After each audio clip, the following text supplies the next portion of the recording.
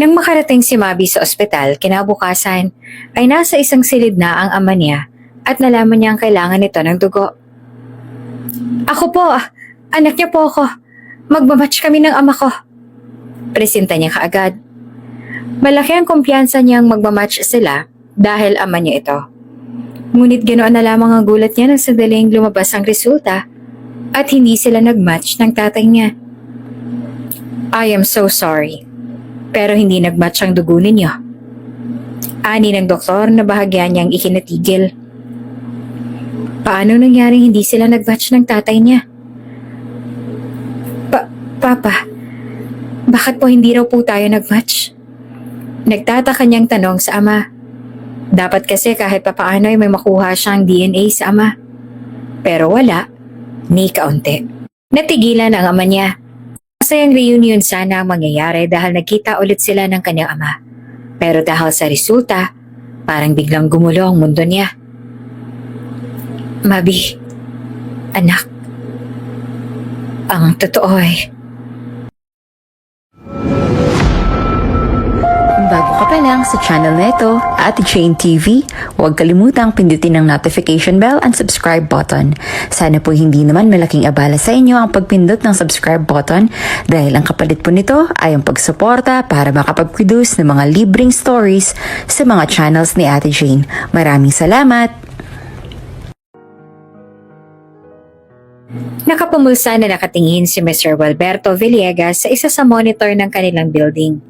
Si Walberto ang isa sa tanyag na CEO ng bansa, kung kaya't alerto ang 4 na bodyguard sa likuran. Samantala, seryoso namang sinusundan ng tingin ni Walberto ang babaeng nasa monitor ng kanilang CCTV. Hindi tutungo si Walberto sa lugar na yon at iiwan ang mga importanteng gawain sa office kung hindi mas importante ang pupuntahan. At importante sa kanya ang babaeng sinusundan ngayon ng kanilang CCTV. Asahan yung bukas na bukas din ay magsisimula na ang inyong anak na si Mabi Claveria sa pagtatrabaho sa kumpanya. Imporma ng sekretary ni Walberto. Tumango naman si Walberto. Makakapasok siya sa kumpanya, ngunit ituring niyo siyang katulad ng mga ordinaryong tauhan sa kumpanya ko. Kailangan walang maghinala. Huwag niyo siyang bigyan ng special treatment sa trabaho. Kaagad na nasipagtango ang mga tauhan ni Walberto. Ilang taon na ang nagdaan mula nung malaman niyang nagkaroon siya ng anak sa babaeng taga-probinsya. Nagngangalan nitong Helen Claveria. Si Helen ang babaeng minahal niya ng totoo. Ngunit hindi ganoong katapang si Helen upang ipaglaban ang relasyon nilang dalawa. Nakipaghiwalay ang babae at hinayaan siyang pakasalan ng babaeng gusto ng kanyang mga magulang para sa kanya. Ngunit matapos lamang ang 2 taon mula noong magpakasal siya sa iba, ay namatay rin ang babaeng naging asawa niya dahil sa sakit na cancer. Matapos niyon ay hindi na siya nag-asawa pa muli, bagkos ay hinanap niya si Helen at nalaman niyang nagkaroon sila ng anak. Ngunit wala na si Helen at ang natitira na lamang ay ang asawa ni Helen at ang kanilang anak. Kahit gusto man ni Walberto na makasama ang kanyang anak, ay hindi pwede. Dahil sa lawak ng kanyang impluensya at laki ng kanilang negosyo, ay hindi maiwasang hindi siya magkaroon ng mga kalaban. Ang mga taong yon ang maglalagay sa kanyang anak sa kapahamakan. Kaya hindi siya nagkaroon ng lakas ng loob na harapin ang kanyang anak. Kaya niya namang protektahan ang anak niya kapag bumalik siya sa buhay nito. Ngunit hindi niya maipapangakong magkakaroon pa ng normal na buhay ang kanyang anak.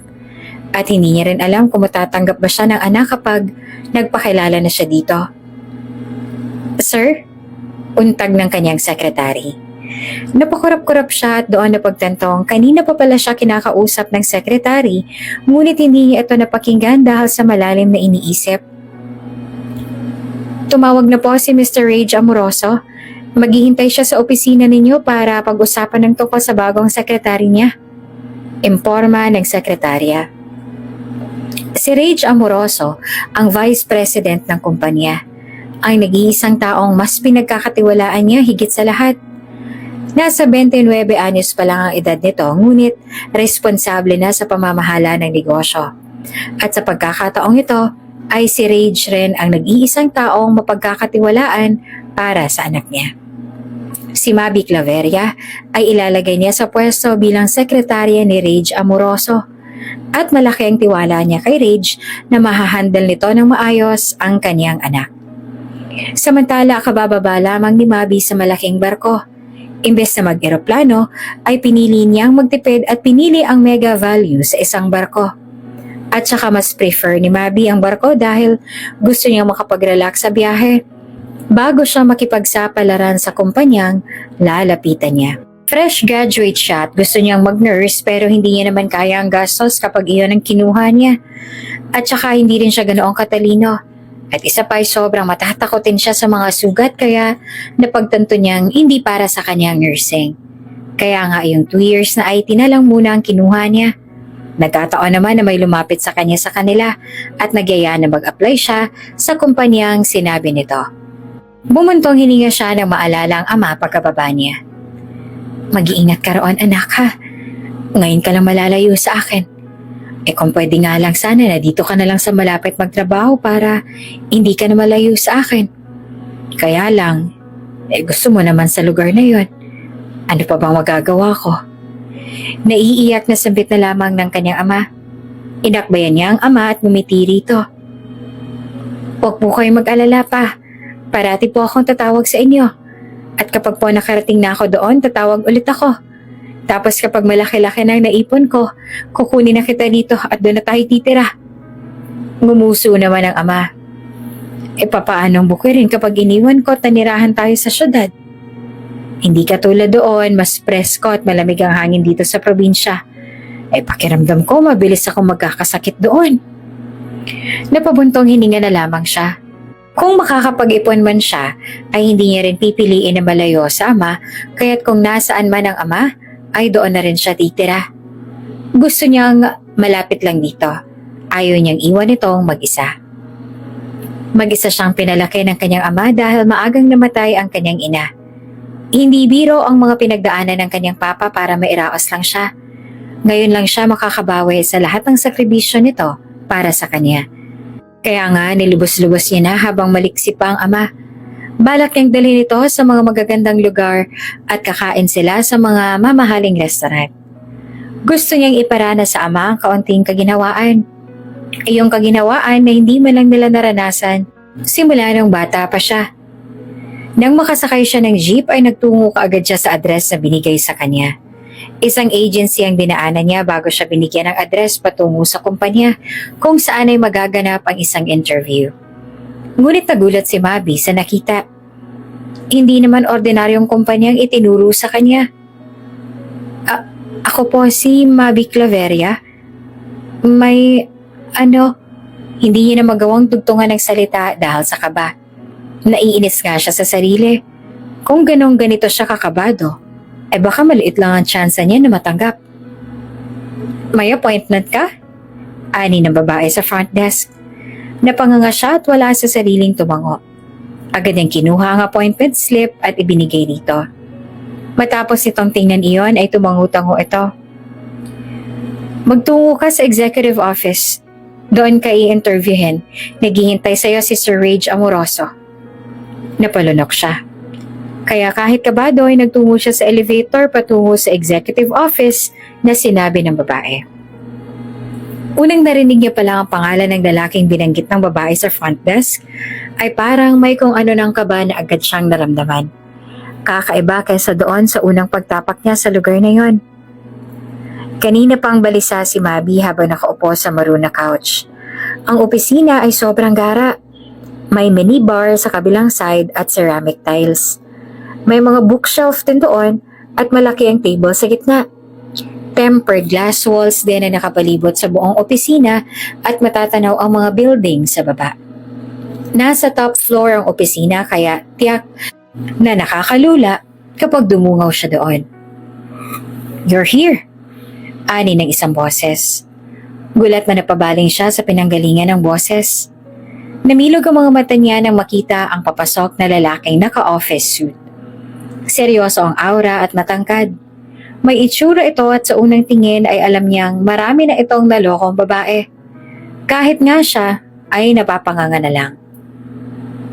Hand me your papers, Nito sa mga otoridad na tono. Nanginginig naman ang kamay na kaagad niyang ibinigay ang folder niya. Kung kanina kabado lang siya sa pagpasok sa building, ngayon ay mas lumala ang kabang yun. Fresh graduate lang po ako. Wala pa po akong experience pero sisikapin ko po na matuto. At saka masipag po ako.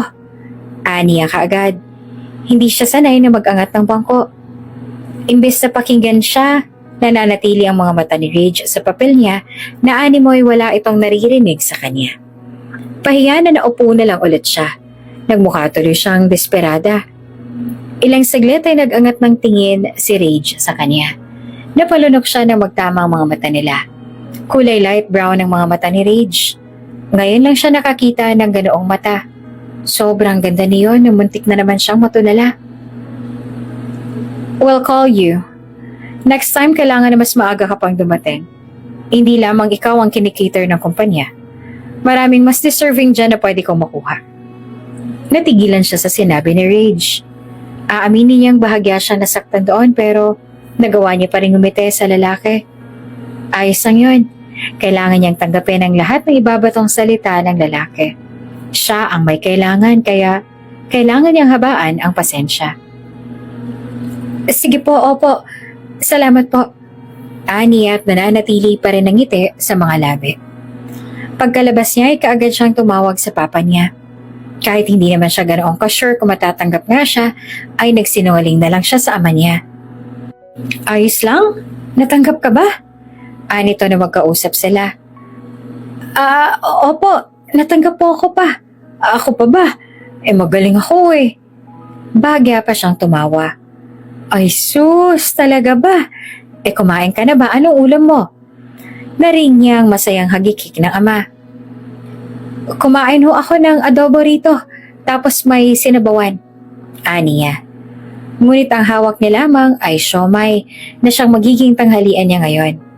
Kapag gumastos pa kasi siya ng bongga, ay tsak na wala na siyang kakainin sa susunod na araw. Lalo pat hindi naman natiyak kung tanggap nga siya, kaya kailangan niyang magtipid.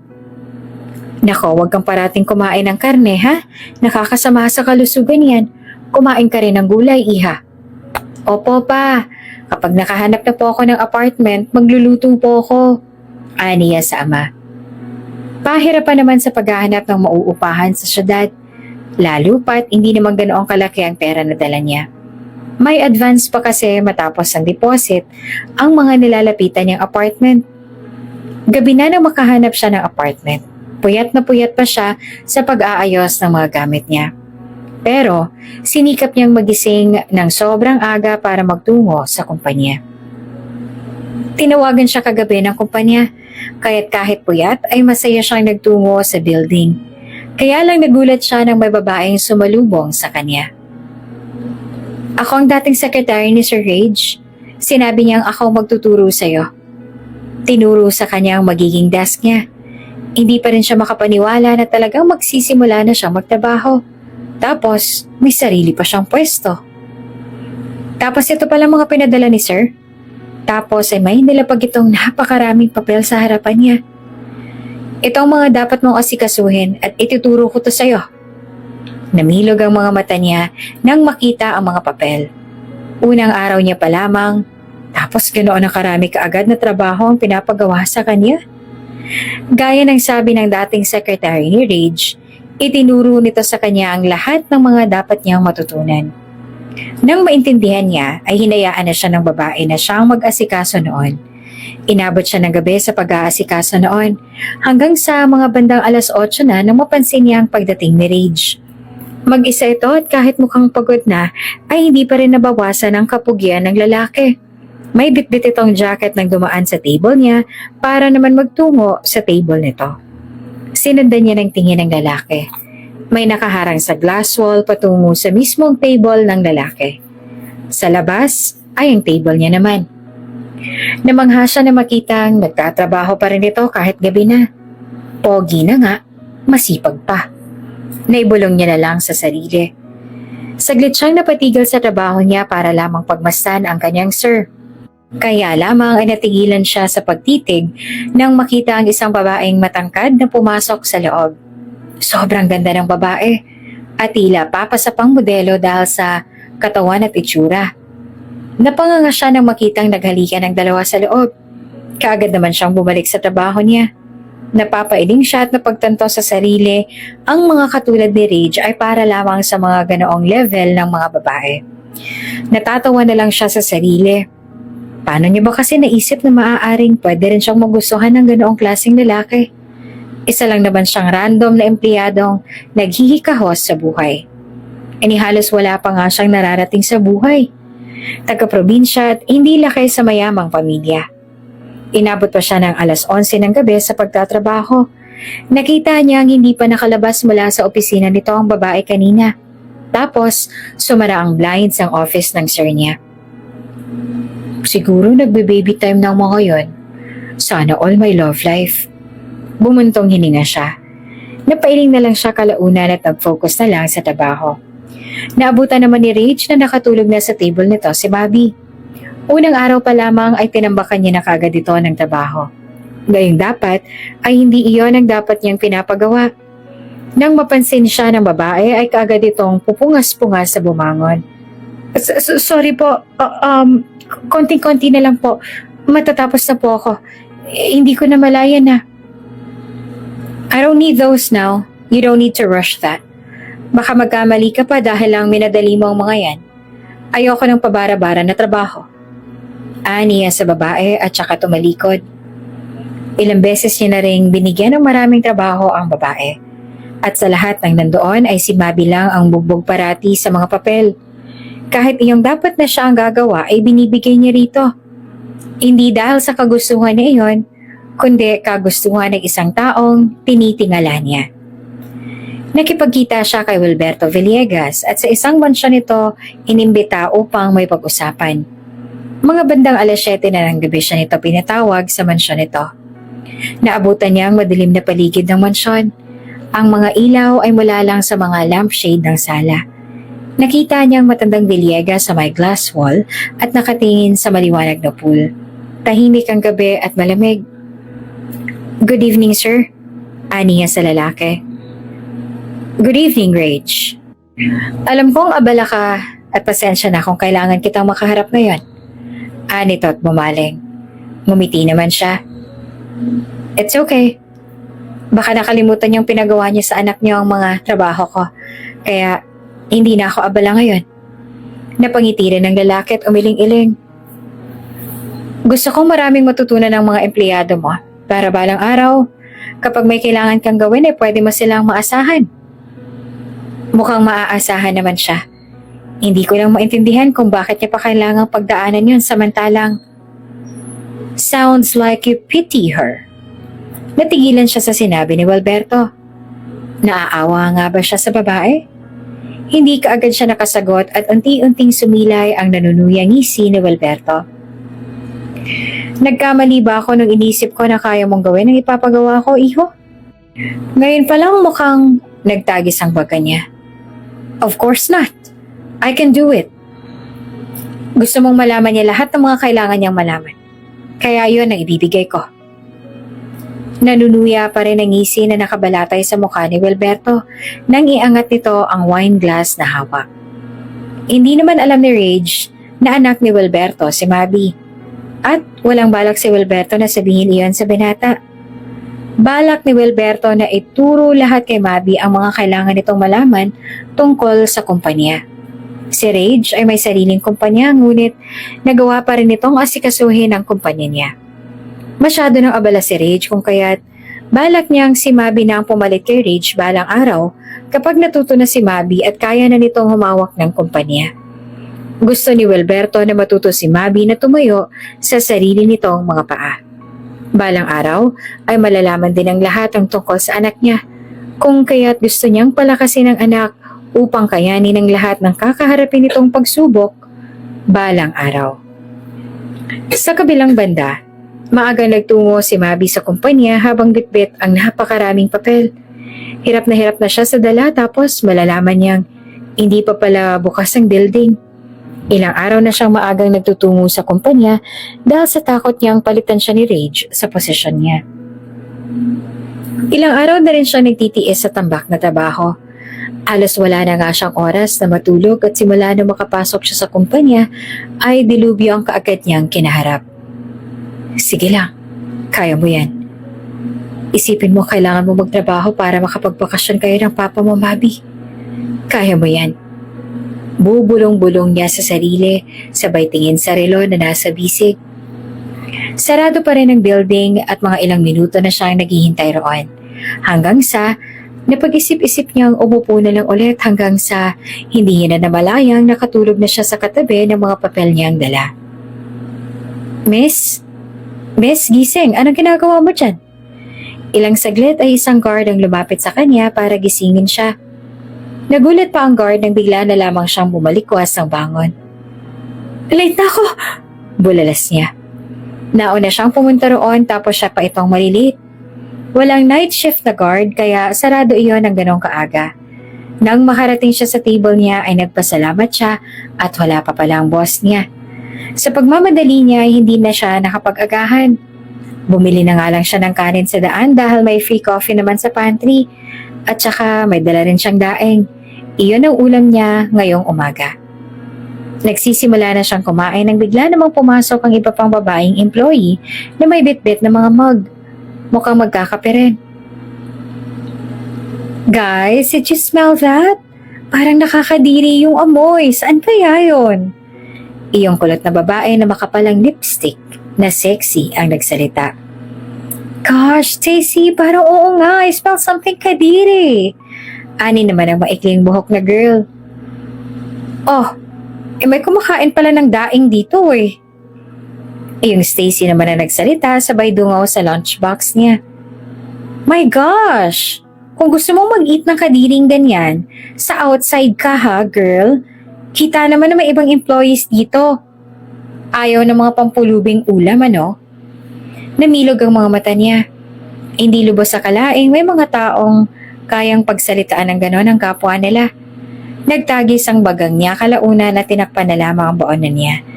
Nakaramdam siya ng hiya at kirot sa puso niya. Iyon ang parating ulam nila ng ama niya sa probinsya.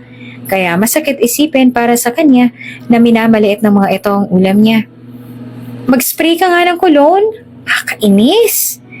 Hindi ko kayang amoy. She should have eaten somewhere na lang sana eh.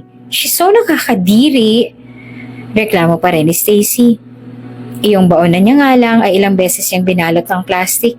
Ayaw niyang may marinig pa na masasakit na salita dahil sa yun lang ang baon niya. Wala siya sa sarili habang binabasa ang mga papel na nasa table niya.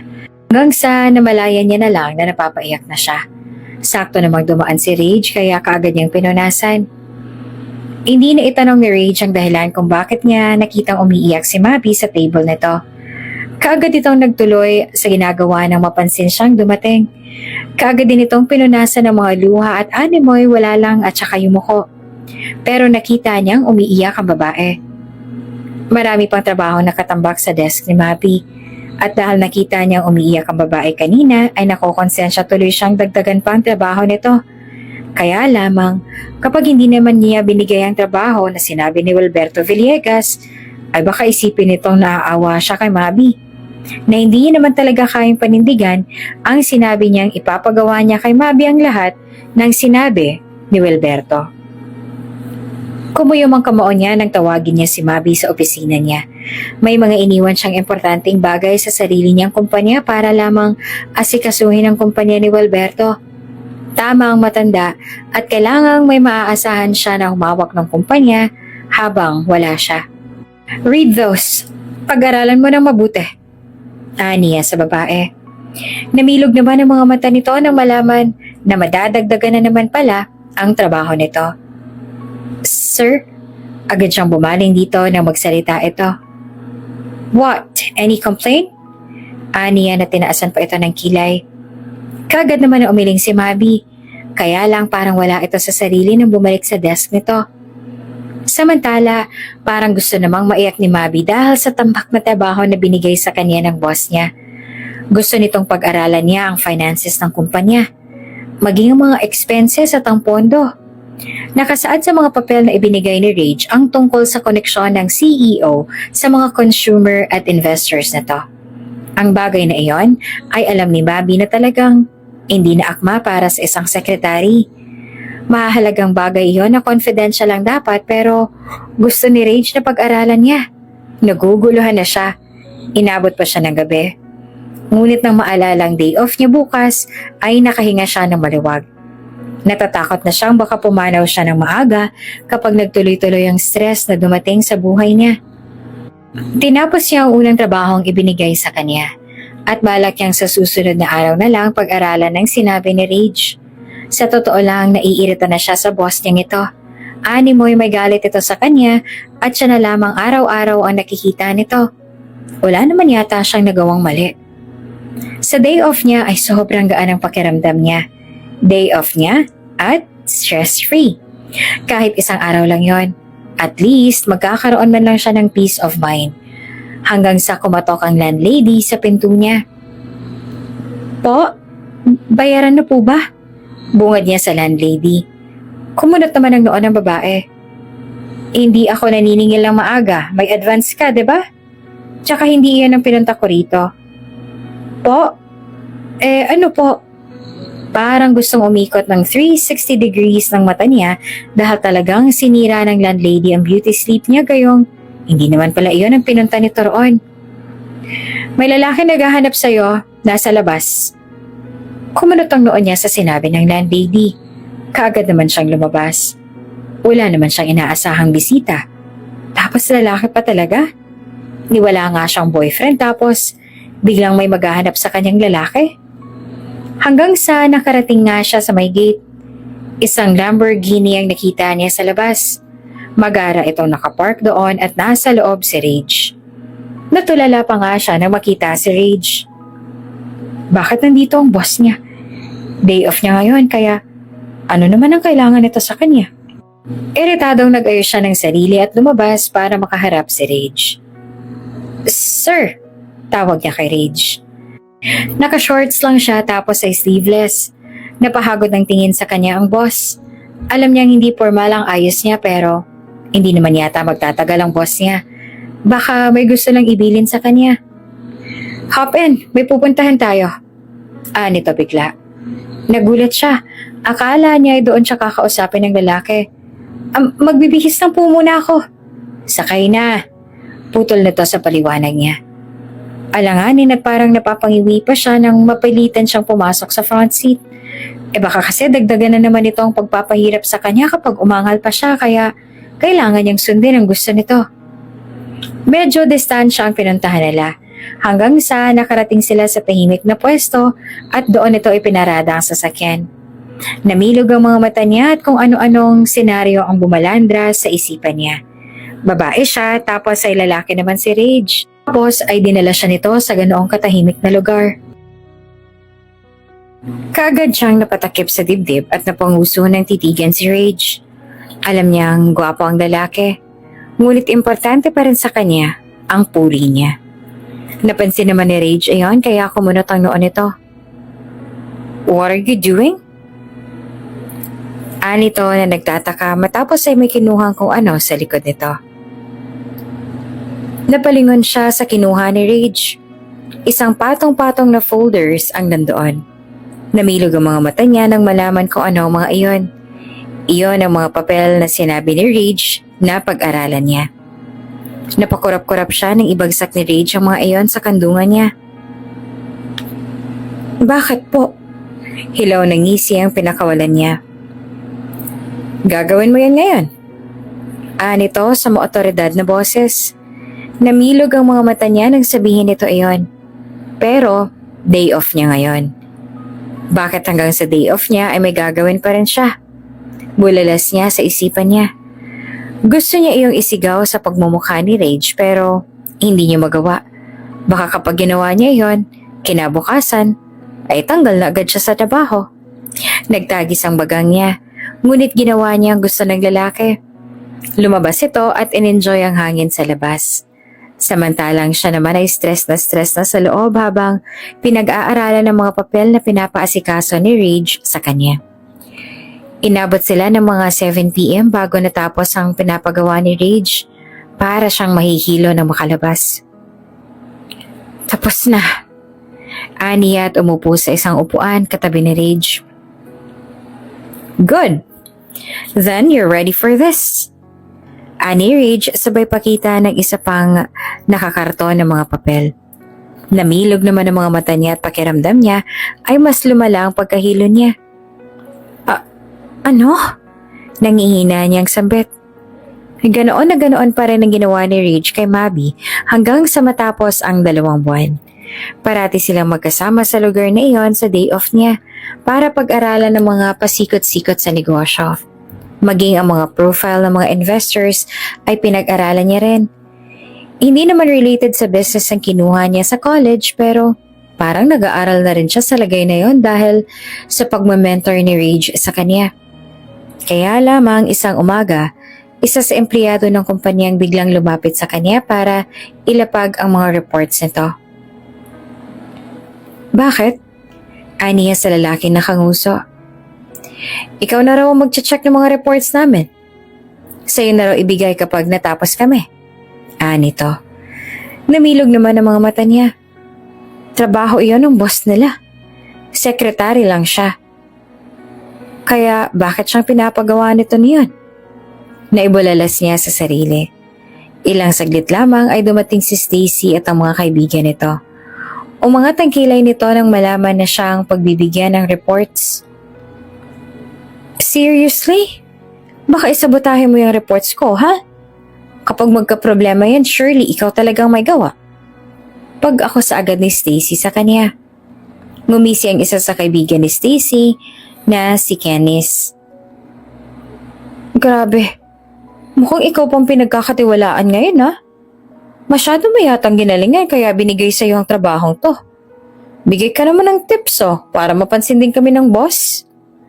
Ani naman ni Kennis. Napangisi na rin si Stacy kalaunan. O baka naman you seduced him. Unbelievable. Baka ginayuma mo.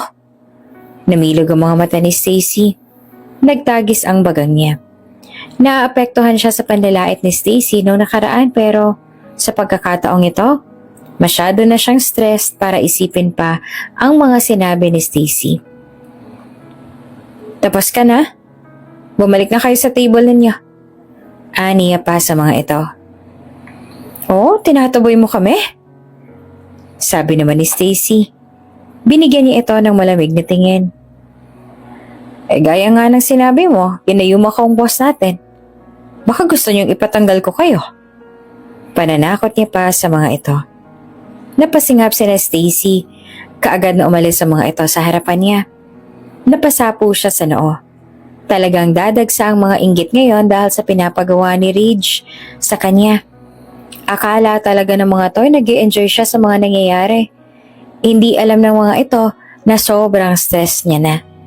Ilang araw ang nagdaan at naging ganoon ang routine niya. Siya ang parating nagche-check sa mga ginagawa ng mga empleyado. Kaya lamang isang araw ay nagsimula ng pambubuli sa kanya ng mga co-employee niya. Kainis! Bulalas niya nang maupuan niya ang kulay pulang pinta sa upuan niya. Halatang sinadya iyong ilagay sa upuan niya upang madumihan ang trouser niyang suot. Kaya napilitan siya magtungo sa locker area para magbihis. Uy, may dalaw ka? May tagos ka Ani ng isang lalaki sabay tawa at turo pa sa pang-upo niya. Iritado namang binalingan niya ang lalaki at nagtungo na sa locker area. Kagad siyang nag-check sa bag niya. Umaasang may bitbit siyang extra na trouser. Kaya lamang, jogging pants na itim lang pala ang dala niya imbes sa trouser. Kaya napilitan siyang isuot iyon. Itim rin naman ang kulay na yon kaya iniisip niyang walang masyadong makakapansin. Ano yan? May PE bang kumpanya natin? Bakit naka-jogging pants ka ngayon? Nagtawa na naman ang kumpulan ng mga lalaki na nakadaanan niya bago siya umakyat patungo sa executive office. Hindi niya na iyon pinansin at pumasok na lamang sa elevator. Iritadong tiningnan niya ang mga reports ng mga empleyado. Matapos niyang ma-check ang lahat ng reports ng mga tauhan ay kaagad niya iyong dadalhin kay Rage upang ipa-double check sa lalaki. Umangat naman ang kilay ni Rage nang makita ang ayos niya. Naka-formal itong pangtaas, may kwelyo pa, tapos ay naka-jogging pants pala pambaba.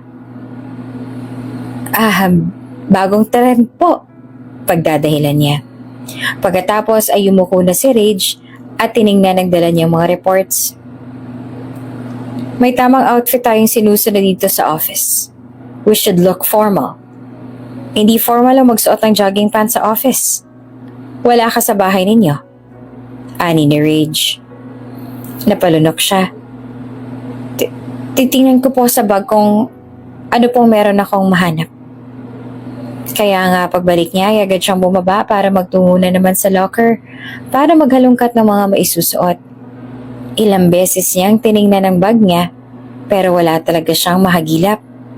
Hanggang sa biglang may kumatok sa labas ng locker. Mabi, pinapatawag ka raw ni boss. Isa sa empleyado ang tumawag sa kanya mula sa labas. Oo, nandyan na. Palabas na ako. Aniya at natatarantang kaagad na nagligpit ng bag. Nagmamadali naman siya nagtungo sa taas.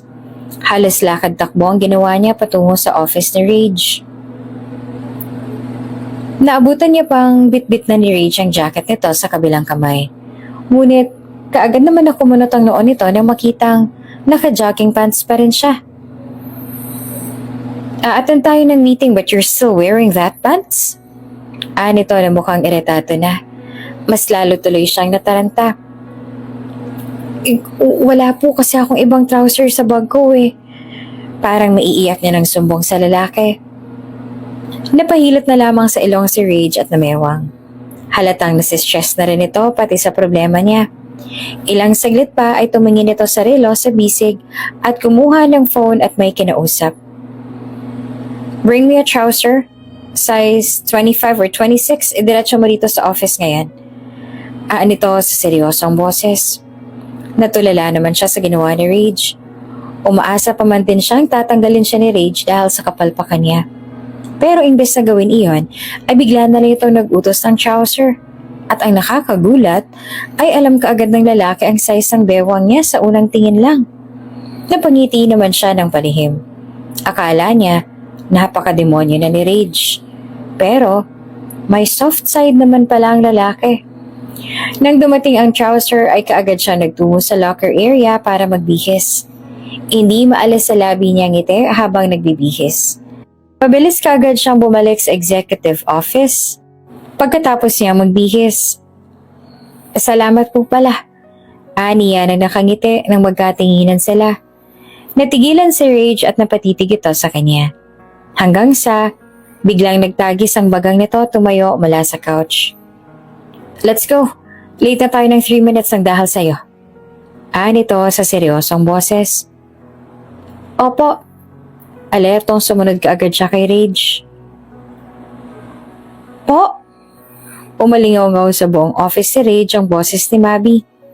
Nagulat si Mabi nang malaman na isasama siya ni Rage sa business trip nito sa Palawan. Hindi naman inaasahan ni Mabi na maging ang bagay na yon ay kasama pa sa trabaho niya. Makikipagkita si Rage sa isa sa importanteng investor na naging kaibigan na rin ni Wilberto Villegas. What? Do you have a problem with that? Kunot na ang sabit ni Rage na animoy bawal na siyang tumanggi. Wala naman po. Maaga po pala akong uuwi mamaya para makapag-ready. Ngumisi siya. May kaunting excitement na nararamdaman dahil first time niya makakapunta ng Palawan. Hindi na rin sumagot si Rage. Dumating ang araw kung kailan sila aalis patungo ng Palawan. Hindi maalis ang ngisi sa labi niya habang sakay sila ng yacht. Pag-aari ng kumpanya mula sa kotse, yacht at ang resort na pinuntahan nila. Nang maibigay sa kanya ang cabin niya ay kaagad siyang tumalon sa malambot niyang kama. Napangisi siya matapos maamoy ang mabangong higaan niya sa cabin.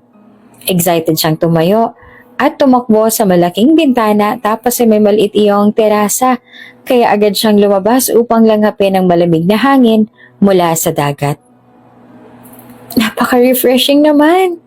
Napatili pa siya.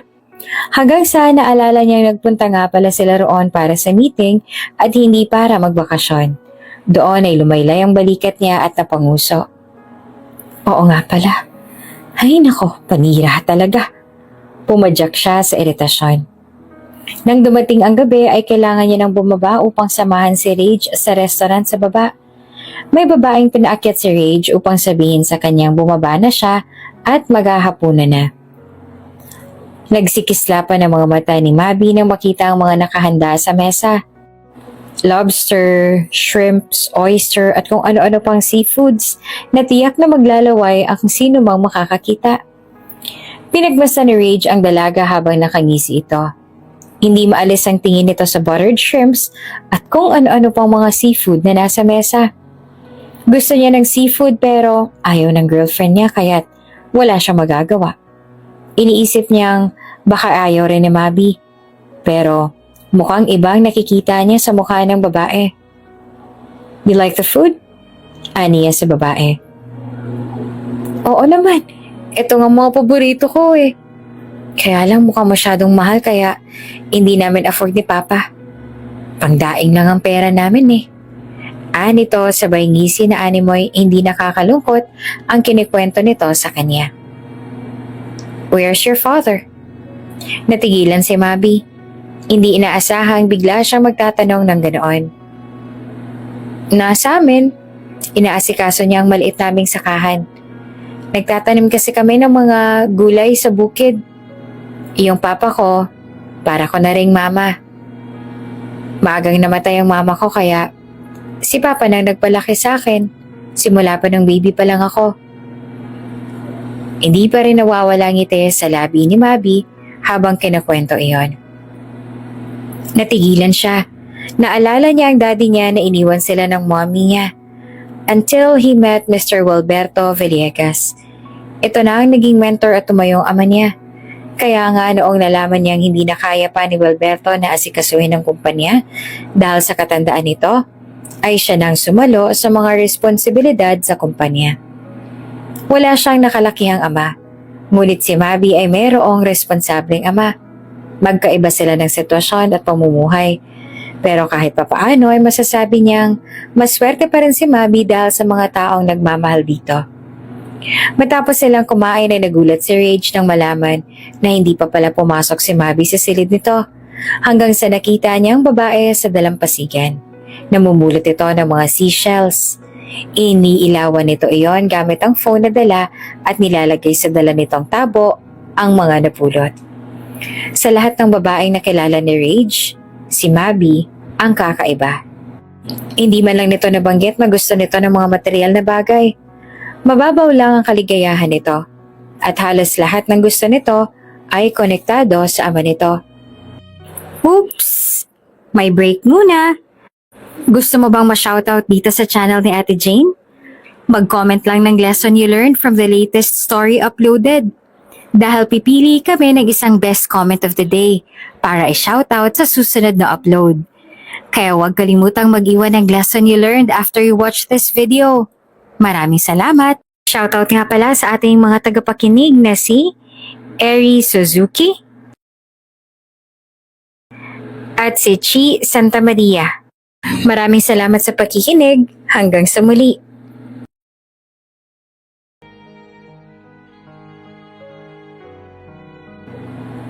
Gagawin ko pong dreamcatcher ito. Nito na kaagad na nagpaliwanag nang makita siya nito na nanonood dito habang namumulot ng mga seashells. Whatever. Just do your works after that. Niya na kunyari, hindi pinanonood kanina si Mabi. Kaagad naman siyang bumalik sa silid niya. Mga bandang 11 ay napag-isip-isip niya magtungo sa dalampasigan upang magpahangin. Ngunit napansin niyang bukas pa ang silid ni Mabi. Kaya sinilip niya at nakita ang babaeng nakayukyok sa mesa sa silid nito.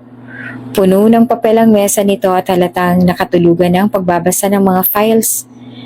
Kahit nagdadalawang isip ay pinasok niya ang silid nito at binuhat niya ang babae upang maiayos na mailapag sa kama nito. Pangit mo! Natigilan siya sa akmang pag-alis nang marinig ang sinabi ni Mabi.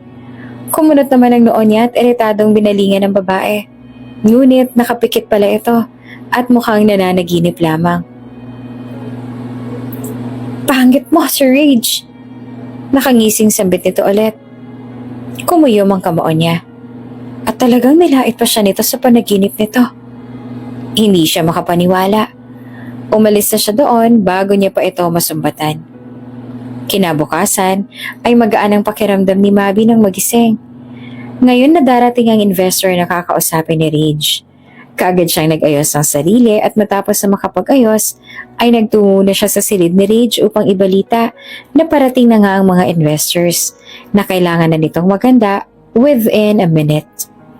Kumatok siya ng 1 beses pero hindi nito narinig kaya binuksan niya na dahil nakaawang naman ng kaunti ang pinto. "Sir?" Ani niya ng mahina at tiningnan ng paligid. Hanggang sa may narinig siya. "Yes, love. Busy lang talaga kaya hindi ka agad ako nakatawag. I'm really sorry."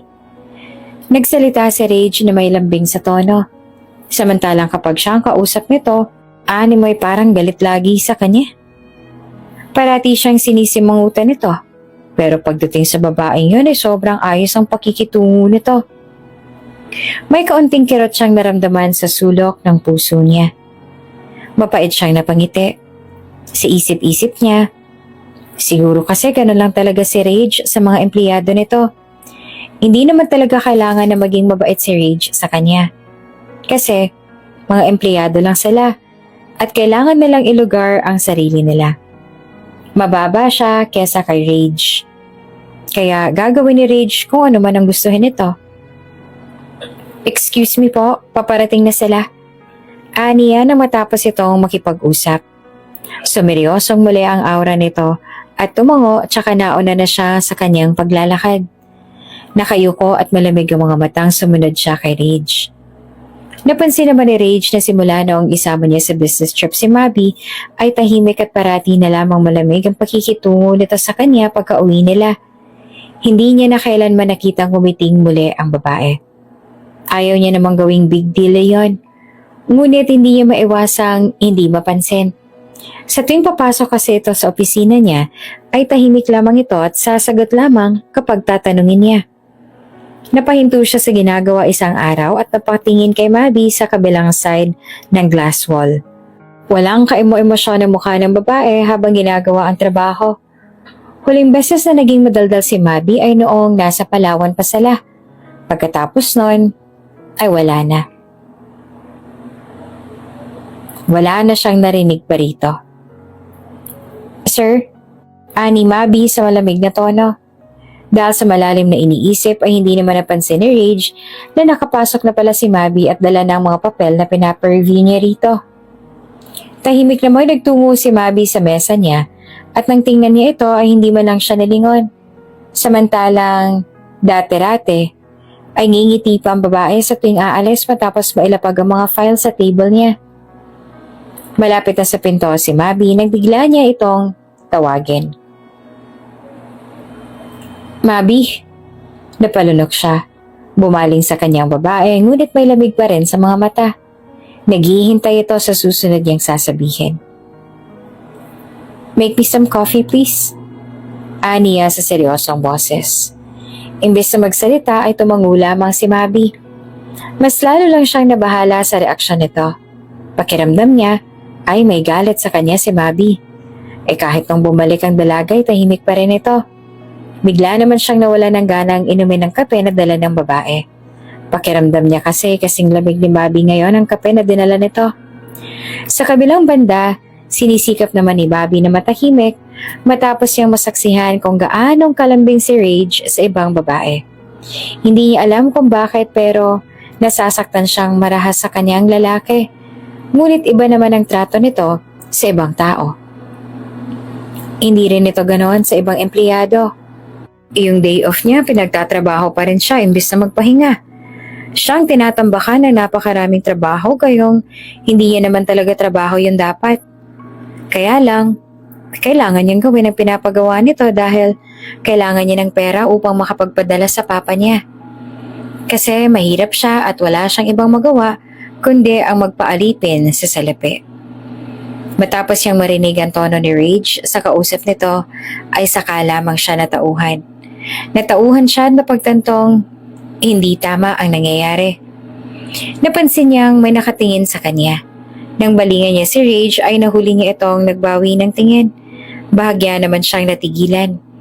Parang namamalikmata siya, parang hindi siya makapaniwala na talagang sumusulyap si Rage sa gawin niya. Minsan ay nararamdaman niyang napapatingin sa kanya si Rage pero sinisikap niyang baliwalain ang mga pasulyap-sulyap nito. Ginugulo lang niyon ang isip niya. Mga bandang 11 na siya natapos sa ginagawa niya. As usual, parang nasasanay na rin siya sa mga ganoong oras siya nakakauwi. Ang huling file ay dinala niya sa office ni Rage. Kaagad na nag-angat ang tingin ng lalaki nang makita siyang pumasok. Ilalapag ko na rito. Aniya sa malamig na tono at saka nilapag na sa table nito ang mga folder. Akmang aalis na siya nang bigla na lang ito nagsalita. Mabi. Napalunok siya at kabadong bumaling sa lalaki. Can we talk? Anito. Nakakapanibago. Samantalang dati ay inuutusan siya nito. Ngayon ay biglang nakikiusap ito. Hindi lang siya sanay. Wala namang rason para hindi niya ito pagbigyan kaya naupo siya sa visitor's chair. Nakatingin siya sa kawalan at hindi niya magawang tingnan sa mata ang lalaki. Ayaw niyang kapag nagkatitigan sila ay magwala na naman ang puso niya. Is there a problem, Mabi? Ilang beses siyang napalunok sa kaba. Sa boses pa lamang nito ay kinakabahan na siya. Ano pa kaya kapag pinag-usapan ng tungkol sa problema niya? Hindi kaagad siya nakasagot. Ilang segundo pang dumaan bago siya nakapagsalita. Nagtatrabaho po ako. Seryoso po ako sa ginagawa ko. At saka wala po akong problema. Kumunot ang noon nito. Really? Tumango siya. Opo. At huwag po kayong mag-alala. Hindi niyan maaapektuhan ng trabaho ko. Hindi ako papalpak. Hindi ko dinadala sa trabaho ang mga problema ko. Professional po ako. I'm talking about you. Not your work. Mabigat ang tono ng boses nito. May kaunting dilim naman ang aura ng mga mata nito habang nakatitig sa kanya.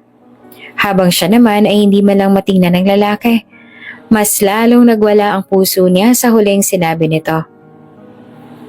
Ayos lang ako. Walang problema. Sa huli ay sagot niya na lang. You can call me. Giit pa rin ito. Wala po. I can feel it. Mas sumeryoso ang aura nito. Napalunok siya. Kapag may problema ako, sa akin na lang yan. Personal na po yan. Umangat ang kilay nito kalaunan. So, meron nga. Umiling siya at iritado na.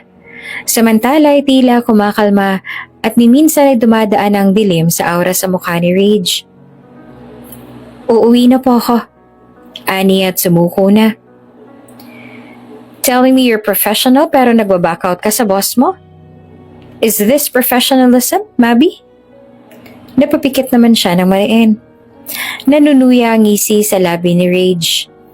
Bakas ang intensidad sa tingin nito sa kanya. Nagpapaalam po ako. Aniya. Nandoon pa rin ang panunuya sa tingin nito. Para itong nang-aakit. Nakagat niya ang ibabang labi at napaiwas ng tingin. Ang pagtatanong niya sa akin ng mga personal na bagay, hindi ko rin po matatawag na professionalism. Dugtong niya pa. Yeah, right. So let's be casual. Tanggalin mo ang pagiging formal. I want to know about your problems. So tell me. Mabi? Ang baritono nitong boses, animo ay malambot na balahibo na humahaplos sa tenga niya. Napatitig siya sa lalaki. Mula sa madilim na mga mata nito, pababa sa mapula nitong labi. Napalunok siya at kahit gusto niyang iiwas ang paningin ay hindi niya magawa. Naaakit pa rin siyang titigan nito. Hanggang sa hindi niya nakinaya at walang salitang tumayo. Tapos bigla na lang siyang tumalikod. For pet's sake, yung ubod ng pogi na boss niya ay kinakausap siya ng ganon. Bago pa siya matukso, ay kailangan niya ng matakasan ang lalaki. Hindi halos makatulog si Mabi matapos marinig ang huling sinabi ni Rage nung gabing yon. Kung ano-anong posisyon ni Mabi sa kama hanggang sa huli ay nanood na lang ng kung ano-anong palabas. Pero may isang scene sa pinanood niya kung saan nag-uusap ang CEO at ang secretary. Napasapo siya sa noo at agad na pinatay ang cellphone. Ayaw niya maalala ang mga sinabi ni Rage sa kanya. Tapos ay dinagdagan pa ng pinanonood niyang drama. Kaya nga ang mga mata niya kinabukasan ay namamaga. Inaasahan niya ng tambak na naman ang trabaho niya kinaumagahan. Pero naabutan niya ang nag-iisang folder na nakapatong sa mesa niya. Binalingan niya ang office ni Rage. Nakita niya ang lalaki doon. Seryoso ang mga mata nito na nakatitig sa laptop nito. Napalunok siya at nang mapansin na akmang liningon sa banda niya, ang lalaki ay kaagad siyang nag-iwas ng tingin. Kumunot ang noon niya nang mapansin na hindi naka-office suit si Rage sa umagang yon. Nagduda siya na baka hindi umuwi ang lalaki at buong magdamag na may inasikaso roon. Mga bandang 12:00 na ng tanghali nang makita niyang humiga si Rage sa couch nito sa loob. Hindi ito lumalabas mula pa kanina. Nagbabasa siya ng mga papel na laman ng folder.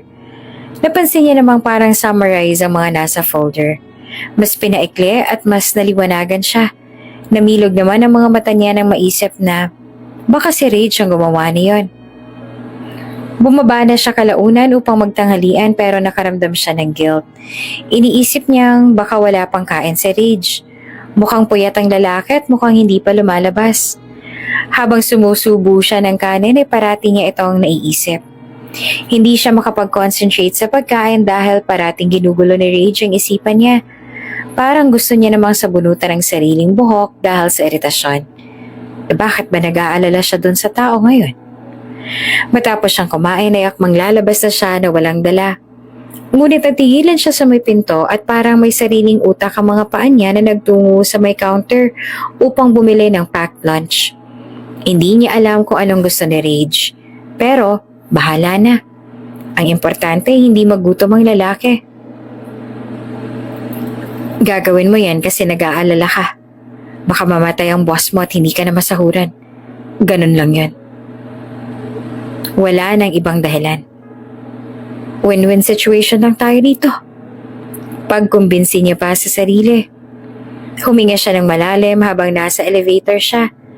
Mas kinabahan siya nang makarating siya sa top floor. Natanaw niya si Rage sa office nito na nakahiga pa rin sa couch. Halatang pagod na pagod talaga ang binata. Dahan-dahan niyang binuksan ang glass door at tahimik na pumasok. Ilalagay niya lamang ang pagkain sa ibabaw ng desk nito at hindi niya nagigisingin ang lalaki. Napapikit siya ng mariin nang makalabas siya ng office at successful ang paglagay niya ng pagkain sa ibabaw ng mesa ng boss. Panay ang sulip niya sa natutulog na binata. Nang magising ito ay kaagad siyang yumuko at agad na nakaramdam ng kaba. Wala naman siyang nilagay na pangalan. Hindi malalaman ni Rage kung sino ang nagbigay ng pagkain nito. Sinulipan niya ulit si Rage. Nakita niyang animoy naguguluhan si Rage habang nakatingin sa pagkain sa loob ng lagayan. Kung tutuusin, mas mahal pa nga ang binili niya sa lalaki kesa sa pagkain kinakain niya sa kantin. Napangsinghap naman siya nang makita ang kinain na nga ni Rage ang laman. Panaytigil ito sa pagsubo at tila iniestima ang pagkain inunguya. Hindi niya na kayang titigan ang lalaki. Hindi niya alam kung nagustuhan ba nito ang binili niya o napipilitan lang itong lunukin ng pagkain. Mga bandang 9 p.m, ready na siyang umuwi. May mga tinapos pa kasi siya pero at least hindi na 11 p.m. ang uwi niya ngayon. Makakatulog na siya ng mas maaga ngayon. Malawak ang hisi sa labi niya nang tumayo siya. Ngunit naglaho iyon nang bigla na lang may nagsalita. Mabi? Namilog ang mga mata niya nang lingunin ang nasa likod. Nalingunan niya si Rage na bitbit rin ang susi ng sasakyan at ang jacket nito sa bisig. Animoy mamumutok ng mga botones nito sa malapad nitong dibdib. Malaki ang pangangatawan nito na halatang alaga sa gym. Ngayon nakalapit na ang lalaki sa kanya ay sa kanya natansya ang height difference nila. Thanks for the lunch. Nito. Natigilan naman siya. Bakit naman kaagad nitong naisip na siya ang nagbigay? Ni hindi na nga siya nito tinanong. Natulala siya nang lampasan siya ni Rage. Hindi na siya nakagalaw sa kinatatayuan. Ngunit ilang saglit lamang ay biglang huminto si Rage at binalingan siya. Nasa elevator na ito at napansin na hindi naman siya nakasunod. Hindi ka sasama? Nito na nakaangat ang kilay. Napakurap-kurap siya at kaagad na kumilos. Sasabay ako. Natatarantang lumapit kaagad siya. Sumabay siya sa elevator at hindi siya makaimik habang nasa loob na sila nito. Iyon yata ang pinaka-awkward na interaction nila ni Rage. Hindi niya lang inaasahan na sa susunod na araw ay bigla na lang siyang tinawag ng nasa front desk. Nagpapadala si Sir Rage ng pack lunch sa'yo. Ani ng babae. Namilog naman ang mga mata niya at hindi inaasahan na bigla na lamang manguutos ng ganoon si Rage. Kaya napilitan siyang magtungo sa kantin upang bumili sana pero hindi siya nakapagbayad dahil sabi ng tendera. Bayad na yan. Itinawag niya na yan sa akin at kanina ko pa ni-ready. Nakahinga naman siya ng maluwag. Mabuti na lamang at hindi na mababawasan ang budget niya.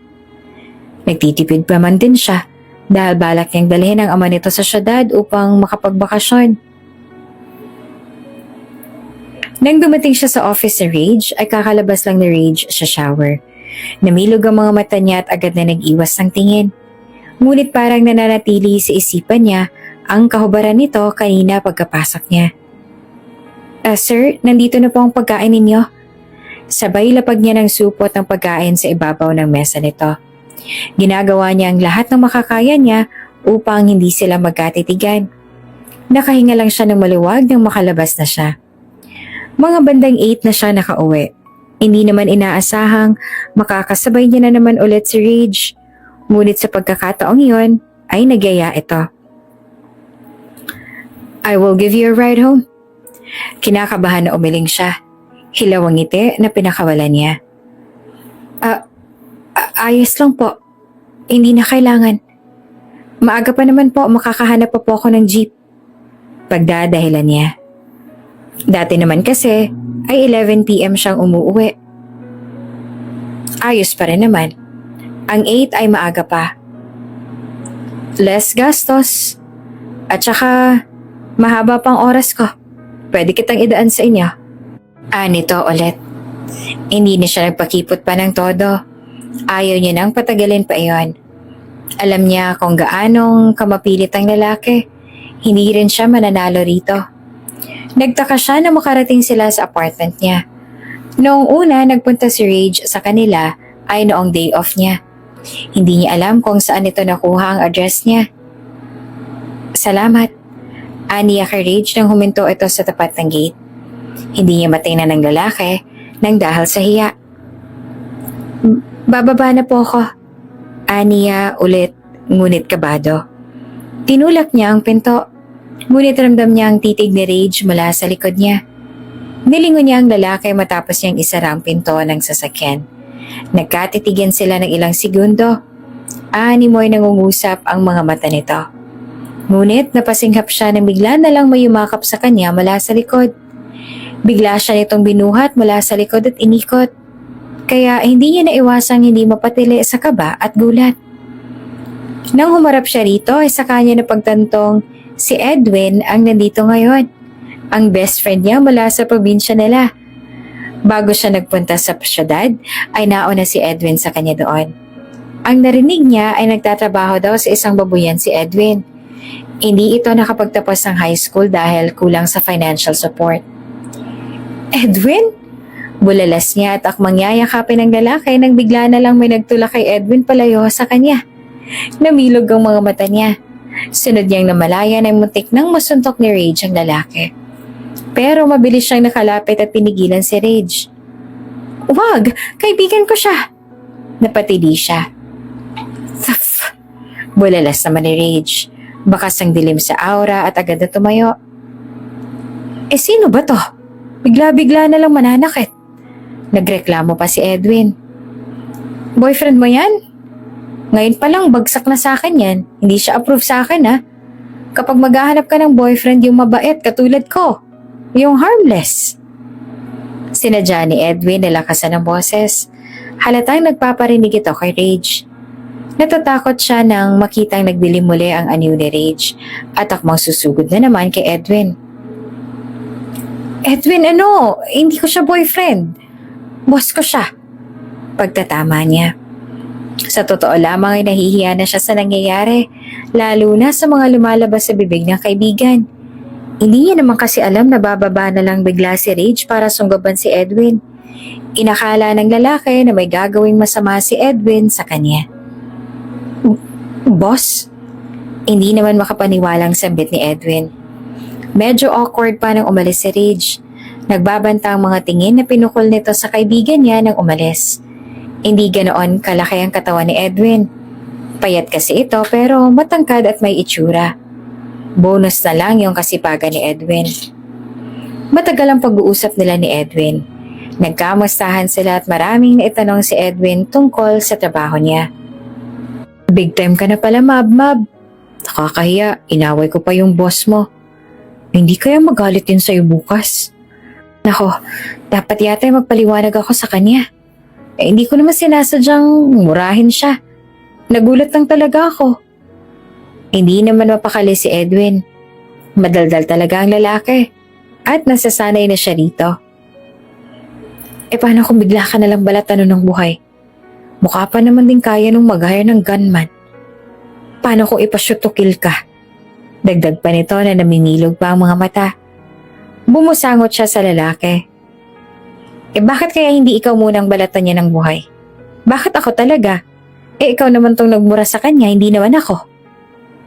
Kita ang takot sa mukha nito nang sabihin niya iyon.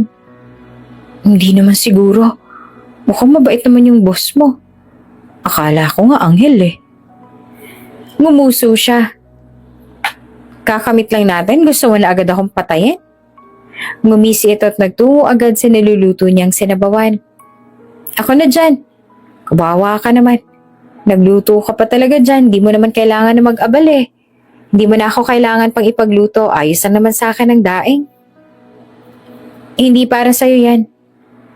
Kahit wala ka, magluluto ako ng sinabawan. At saka may daing pa naman to, no? Yun ang iulam mo. Mas gusto mo pala ng daing eh. Napalunok ito at namilog ang mga mata. Sinabi ko ba ngayon ko gusto ng daing? Magkapunan na nga lang tayo. Apektuhan ang pandinig mo eh. Ngumuso siya at iritadong tiningnan ang nakangising si Edwin. Namiss mo ako, Mab. Matagal na tayo hindi nagkita ah. Hindi kita na-miss. Di nga kita kilala eh. Nakabusangot pa rin siya. Ngumuso naman si Edwin na animoy nagtatampo. Sanay na talaga sila sa asaran, kahit noong mga bata pa lamang sila. Masayang kausap si Edwin kaya nga kahit noong nasa opisina na sila ay kausap niya pa rin ang lalaki.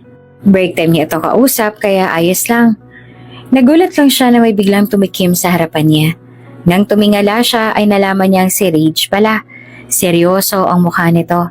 Saglit niyang binaba ang tawag para ituon ang atensyon kay Rage. Kunot ang noon ni Rage.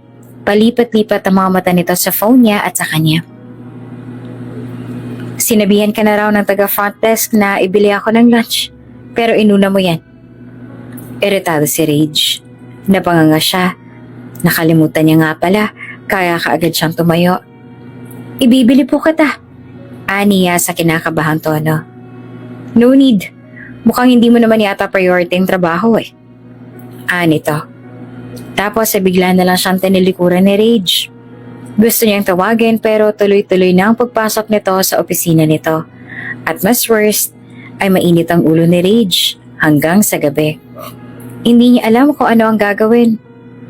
Hindi na kinausap pa ni Mabi ang kababata simula nang mapagalitan siya ni Rage dahil hindi niya nagawang ipinag-uutos nito. Priority niya ang trabaho. Iyon ang pinagkukunan niya ng pang-araw-araw nila, lalo na ang ama niya. Kaya lamang after 2 months, biglang nag-text si Edwin na uuwi na raw ito ng probinsya dahil namimiss na ang pamilya. Nalungkot siya sa totoo lang. Close sila ng kababata pero Kailangan niyo itong iwasan para hindi siya malintikan sa trabaho. He left. Napatingin siya sa likuran nang marinig ang boses na iyon. Nalaman niyang nakisilip pala si Rage sa phone niya. Kaagad niya namang binaba ang phone at tumingin sa dinala ni Rage na bagong folder. Pwede namang tawagin na lang siya para siya nang kumuha. Pero ito pa talagang sumadya sa kanya para ibigay ang folder. Salamat po. Aniya para maiba ang topic. Mga ganong lalaki ba ang type mo? Ani Rage na sarkastikong ngumisi. Natigilan siya sa sinabi ni Rage. Kalaunan ay napakunot ang noon niya at tinitigan ito. Po? You like that guy? Ako sa nito. Namilog ang mga mata niya nang magets niya kung sino ang pinagtutungkulan nito. Kababata ako lang po siya. Tumangutango ito na may sarkastikong ngisi. Oh, really? At saka umalis na sa harapan niya. Kahit noong mag-text siya sa tagabantay sa kantin sa baba para sa pagkain ni Rage, ay bigla na lang nakisilip si Rage sa phone niya. You missed him? Pasaring pa ni Rage. Kumunot ang noon niya nang tiningnan si Rage at sinundan ito ng tingin na papasok pa sa office. Nang ihatid niya ang folder matapos niyang ma-check, ay nagsalita siya. Hindi po kami ni Edwin. Mali po kayo ng iniisip. Ni hindi niya alam kung bakit siya nag-i-explain sa lalaki. Ngumisi naman ito. You always text him. You call him. Pero wala na. Tapos nag-text lang siya nung umuwi siya sa probinsya. Pero nitong nakaraan, wala na. Hindi na kami nakapag-usap. Umagat ang malagong kilay ni Rage.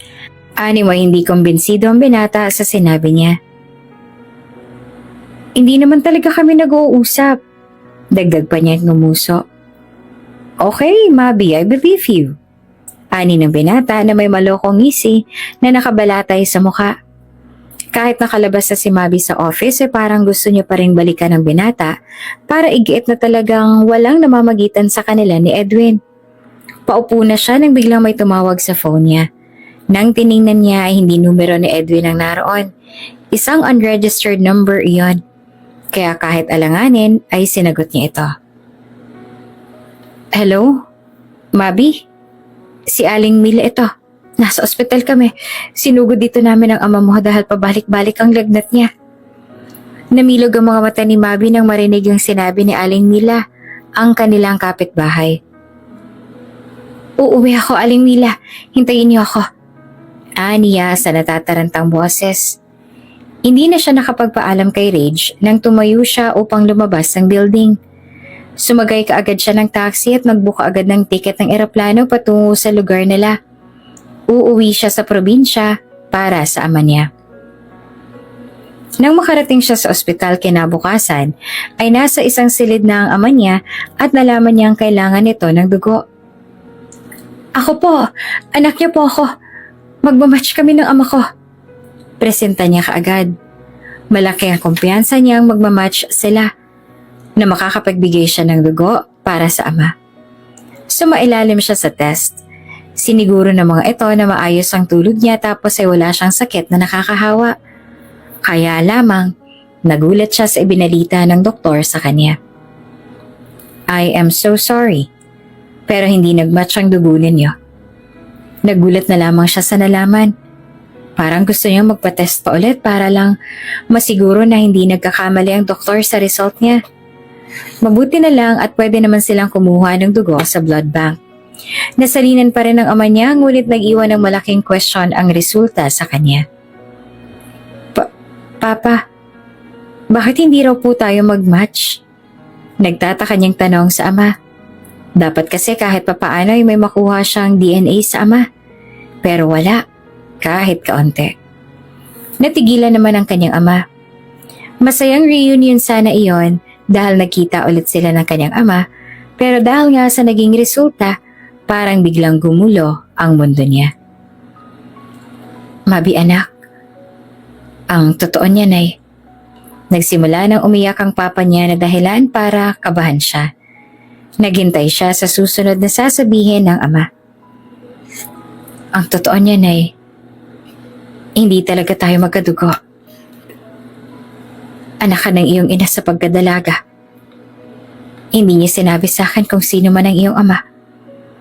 Ngunit tinanggap pa rin kita bilang totoong anak ko, Mabi. Ani ng ama niya na nagpatuloy sa pag-iyak. Niyakap siya ng kanyang papa at nagsiiyakan sila. Ako ang nandoon nung isilang ka. Ako ang nandoon nung lumaki ka na. Ako lang anak. Kaya anak kita. Kahit hindi man tayo magkadugo, sa puso ko, ikaw ang nag-iisang anak ko. Humahagulhol na sambit ng ama. Ilang beses siyang napatango at hinigpitan pa ang yakap sa ama.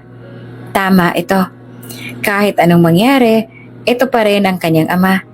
Hindi na importante kung hindi sila magkadugo. Ang papa niya ang nakamulatan niya. Binilhan niya ng masasarap na ulam ang papa niya at sabay silang kumain sa ospital. Sa pagkakataong yon ay bill naman sa ospital ang kakaharapin niya. Malaki-laki rin ang mababayaran niya at hindi pa siya ganoong katagal sa pinagtatrabahuhan niya kaya hindi pa ganoong kalaki ang ipon niya. Pasensya ka na. Problema ang dala ng papa mo. Ani ng ama niya isang araw sa malungkot na boses. Umuwi siya kaya nakokonsensya ito dahil naabala pa siya. Papa naman, ano bang sinasabi ninyo? Hindi mo naman sinasadyang magkasakit eh. Eh sino bang may gustong magka-dengue? At saka, huwag po kayong mag-alala. Hanap naman po ako ng paraan. Pag-aalo niya sa ama. Ayaw niyang may sakit na nga ito ay mamomroblema pa rin ito. Di bali nang gumasta siya. Nakasama niya naman ang ama. Inilapag niya ang binalatang apple sa harapan ng ama. May isa pa siyang problema maliban sa bayarin sa ospital. Si Rage. Tsak nang galit na naman sa kanya ang lalaki dahil umalis siya nang walang paalam. Inaasahan niya nang wala siyang mababalik ang trabaho. Tsak niyang palalayasin na siya ng lalaki at pinalitan na siya bilang sekretary nito. Sabi nga nito ay hindi naman mahirap maghanap ng kapalit niya. May sariling agency ang kumpanya at siguradong maraming nag-aagawan sa pwesto niya. Napabuntong hininga siya. Kung ganon, ay saan na siya ngayon tutungo? Kapag nag-apply siya sa iba, hindi siya sure kung kasing laki ng sahod niya sa kumpanyang yun na matatanggap niya sa iba. Kung tutuusin, ay swerte pa nga siya sa trabaho niya ngayon. Dahil unang sabak niya, sekretary kaagad siya. Hindi nga lang swerte sa mga gawain dahil walang katapusan ng trabaho niya. Natulala na lamang siya kalaunan. Hindi masyado nakatulog si Mabi noong gabing yon dahil sa bayarin na iniisip. Pero nagulat din siya nitong umaga nang sabihin ng nurse na paid na raw ang bills niya sa ospital. Isang lalaki po na hindi naman nagpakalalang nagbayad ng bills ninyo. Kaibigan daw po siya ng papa ninyo. Pasensya na pero hindi ko po matandaan ang itsura eh. Paliwanag ng babae. Kakaalis niya lang ba? Alanganin na itong mga babae. Opo, kakaalis lang. Ngayon lang talaga. Kaya kaagad siyang lumisan doon at mabilis naglakad at bumaba siya. Kailangan niyang maabutan kung sino man ang taong yon. Kailangan niyang makilala ang lalaki dahil gusto niyang malaman kung sino ang kanyang tunay na ama at marami siyang gustong itanong sa lalaki. Kahit na may itinuturing siyang ama ay gusto niya pa rin na makilala ang totoo niyang ama. Dahil kapag hindi niya nakuha ang kasagutang hinahanap niya, ay tiyak niyang hindi rin siya matatahimik. Sa pagkakataong ito, pakiramdam niya ay may kulang sa katauhan niya. Pakiramdam niya, hindi siya buo. Kung ibabalik ang panahon, gugustuhin niya pa rin na maging ama ang kinalakihang ama ngayon. Naiiyak na siya habang pababa ng hagdan. Pinagdarasal niyang sana maabutan niya ang lalaki. Nang makarating siya sa lobby ng ospital ay kaagad niyang nilibot ang tingin sa paligid. Hanggang sa may napansin siyang kahina-hinalang lalaki. Kaya kabado siyang nilapitan nito. Nandoon pa rin ang pagnanasa niyang makaharap ang taong magdadala sa kanya sa totoo niyang ama. Pagkapanganak pa lang sa kanya ay namatay na ang kanyang ina. Hindi niya malang naranasan ang pag-aalaga nito. Gusto niyang malaman mula sa ama ang totoong nangyari at kung bakit nagkahiwalay ang mga ito. Nananatili naman sa kinatatayuan nito ang lalaki. Dahan-dahan siyang lumapit. At nang makalapit, ay kaagad niyang hinawakan ang balikat na to. Takang lumingon naman sa kanya ang lalaki. May kausap ito sa telepono at dahil sa kanya, natigil ang pakikipag-usap nito. Kilala mo ba ang ama ko? Inutusan ka ba niya? Direktang bato niya sa lalaki. Kumunot ang noo at mukha, nairita ang lalaki. Babaliw ka na ba? Sino ka ba? Hindi naman kita kilala eh. Pahiya na bumitiw siya sa pagkakahawak sa balikat nito. Umalis ka agad ito sa harapan niya na may pagtataka sa mga mata. Hindi naman pala iyon ang taong hinahanap niya. Napahiya pa tuloy siya. Ilang saglit ay kaagad siyang lumabas. Nagbabaka sakaling baka may mahanap siya sa labas. Kaya lamang laylay ang balikat na bumalik siya sa loob kalaunan. Hindi niya nakuha ang sagot na hinahanap niya. Kailangan niya munang magpaalam sa ama sa araw na iyon para bumalik sa kumpanya. Kailangan niyang ipaliwanag kay Rage ang mga nangyari. Wala na siyang bayarin sa ospital pero kailangan pa rin niya ang trabahong yon. Pinagtitinginan siya ng mga trabahante pagkapasok niya sa building. Ay, nagbakasyon ka? Sana all may holiday na kaagad kahit bago lang. Pasaring ng isa sa lalaking empleyado nang dumaan siya sa office sa mga ito. Seryoso? Nagbakasyon daw yan? Eh bakit tayo hindi mo lang mapagbigyan? Matagal na naman tayo rito ah. Favoritism nga eh. Nagtagis ang bagang niya sa mga narinig habang paakyat siya patungo sa executive office. Hindi niya alam kung sino nagpapakalat ng balitang nagbakasyon siya. Nairita siya sa taong iyon. Pagkarating niya sa executive office ay kaagad siyang nagtungo sa silid ni Rage. Saktong pagkabukas niya ay nakita niyang nagyayakapan na sina Rage at ang isang magandang babae. Matangkad ang babae at maputi. Bumitiw si Rage sa babae nang makita siya. Pakiramdam niya, para siyang sinaksak diretso sa puso niya nang maabutan ng senaryo na iyon. Napailing pa siya. Anong karapatan niya para maramdaman yon? Bakit niya kailangan maramdaman yon? Sino ba siya sa akala niya? Sorry po. Paginging paumanhin niya sa dalawa. Nakaramdam siya ng hiya. Hindi dapat siya nandoon ngayon. Naging sagabal patuloy siya sa dalawa. Akmang tatalikod na siya nang bigla niya nalang narinig ang boses na Rage. Mabi. Mabigat iyon ngunit nakakatakot. Parang nagtunog banta ang boses nito.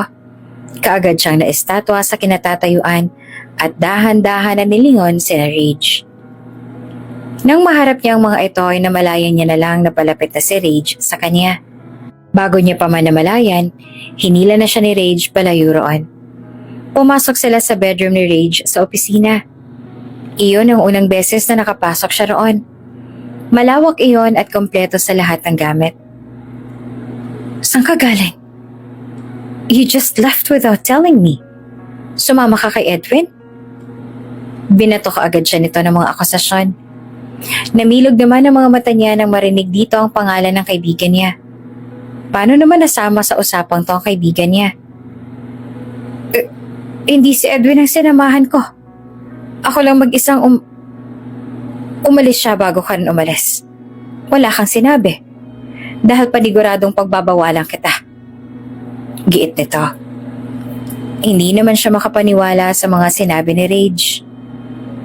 Akmang aalis na siya pero hinila siya nito pabalik at ikinulong sa mga braso nito. May intensidad at dilim na nakabalatay sa mga mata ni Rage. Napasinghap siya at kaagad naman nakinabahan. Stay. Let's talk. Nito sa mariin na boses. Naiyak na siya. Umuwi lang naman ako dahil na ospital ang ama ko. Ano bang sinasabi mo? Hindi naman ako ganun kalende para lang umuwi kasama ng isang lalaki. Natauhan bigla si Rage at kaagad na pinunasan ng luha sa mga mata niya. I'm sorry. I'm sorry. Nito ng paulit-ulit. Hanggang sa bigla na lang itong yumuko at inabot ang labi niya.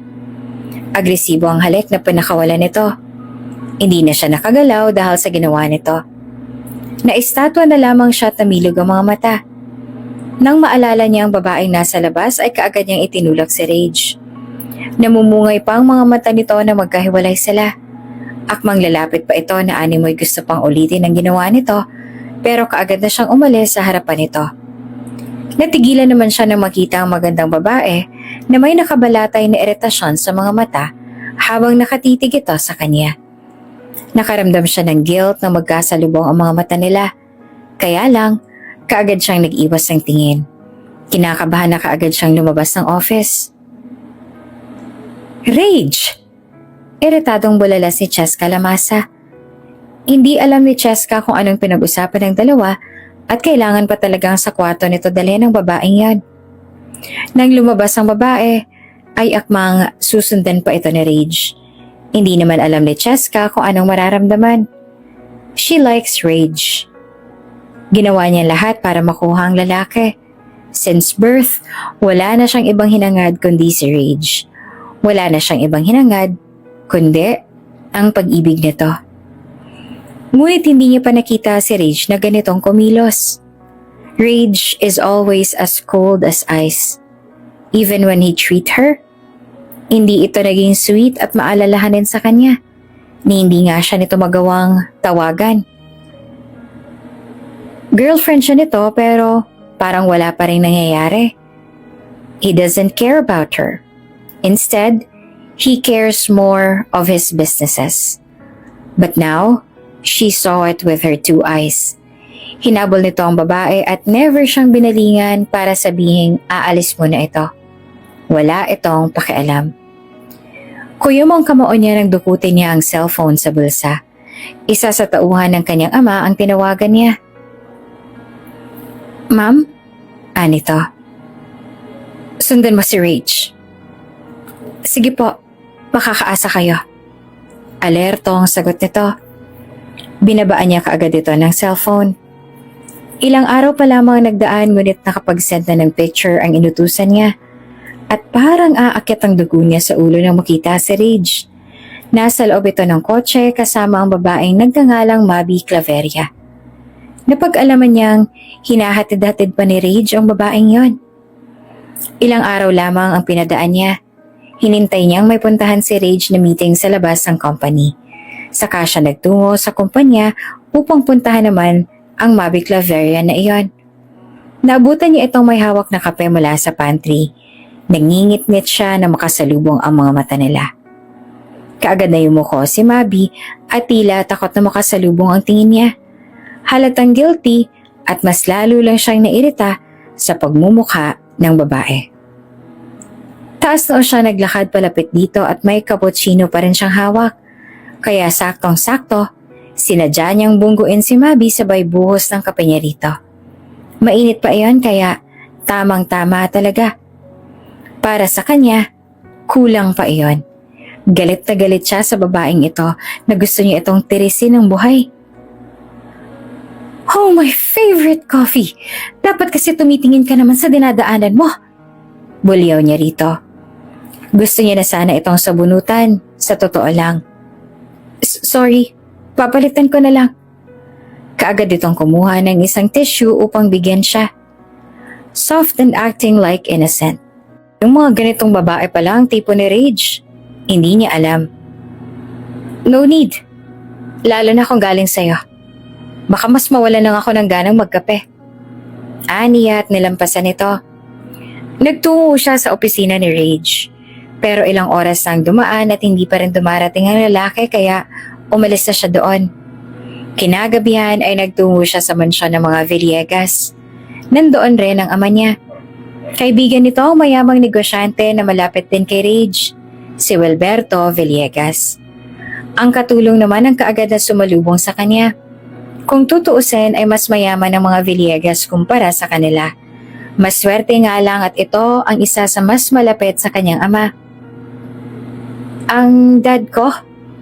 Aniya sa katulong. Sa office po ni Don Wilberto. Magalang na tugon ang katulong sa kanya. Kaya kaagad siyang umakyat sa engranding staircase. Nagtungo siya sa opisina ni Wilberto na may malaking doble door. Bahagyang nakabukas ang pinto kaya kahit na hindi na sana siya kakatok. Kaya lang natigilan siya nang may banggitin na pangalan ng kanyang ama. Mabi Claveria is safe, Wilberto. Huwag mo na siyang masyadong alalahanin. Walang nakakaalam na anak mo ang batang yan. Sinigurado namin na maayos siyang mamumuhay na walang threat sa buhay niya. Ani ng kanyang ama na ikinatigil niya. Kahit ang alaga mong si Rage ay hindi alam ang bagay na yan. Sa ating dalawa lang iyon, Wilberto. So don't worry.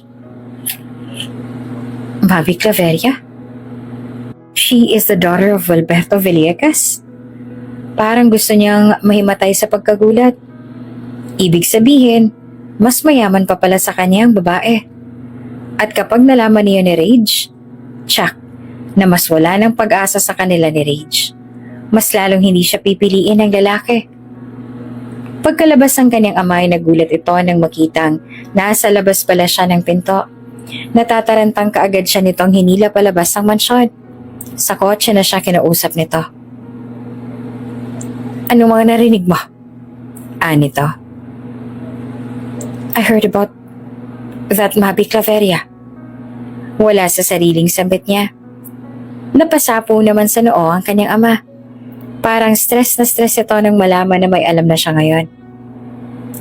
Look, malapit sa atin ang Tito Wilberto mo. Nasa delikadong sitwasyon ng anak niyang si Mabi. May gustong magpapatay rito kaya hindi pwedeng malaman ng iba ang tungkol sa bagay na to. Ako at si Wilberto lamang nakakaalam ito.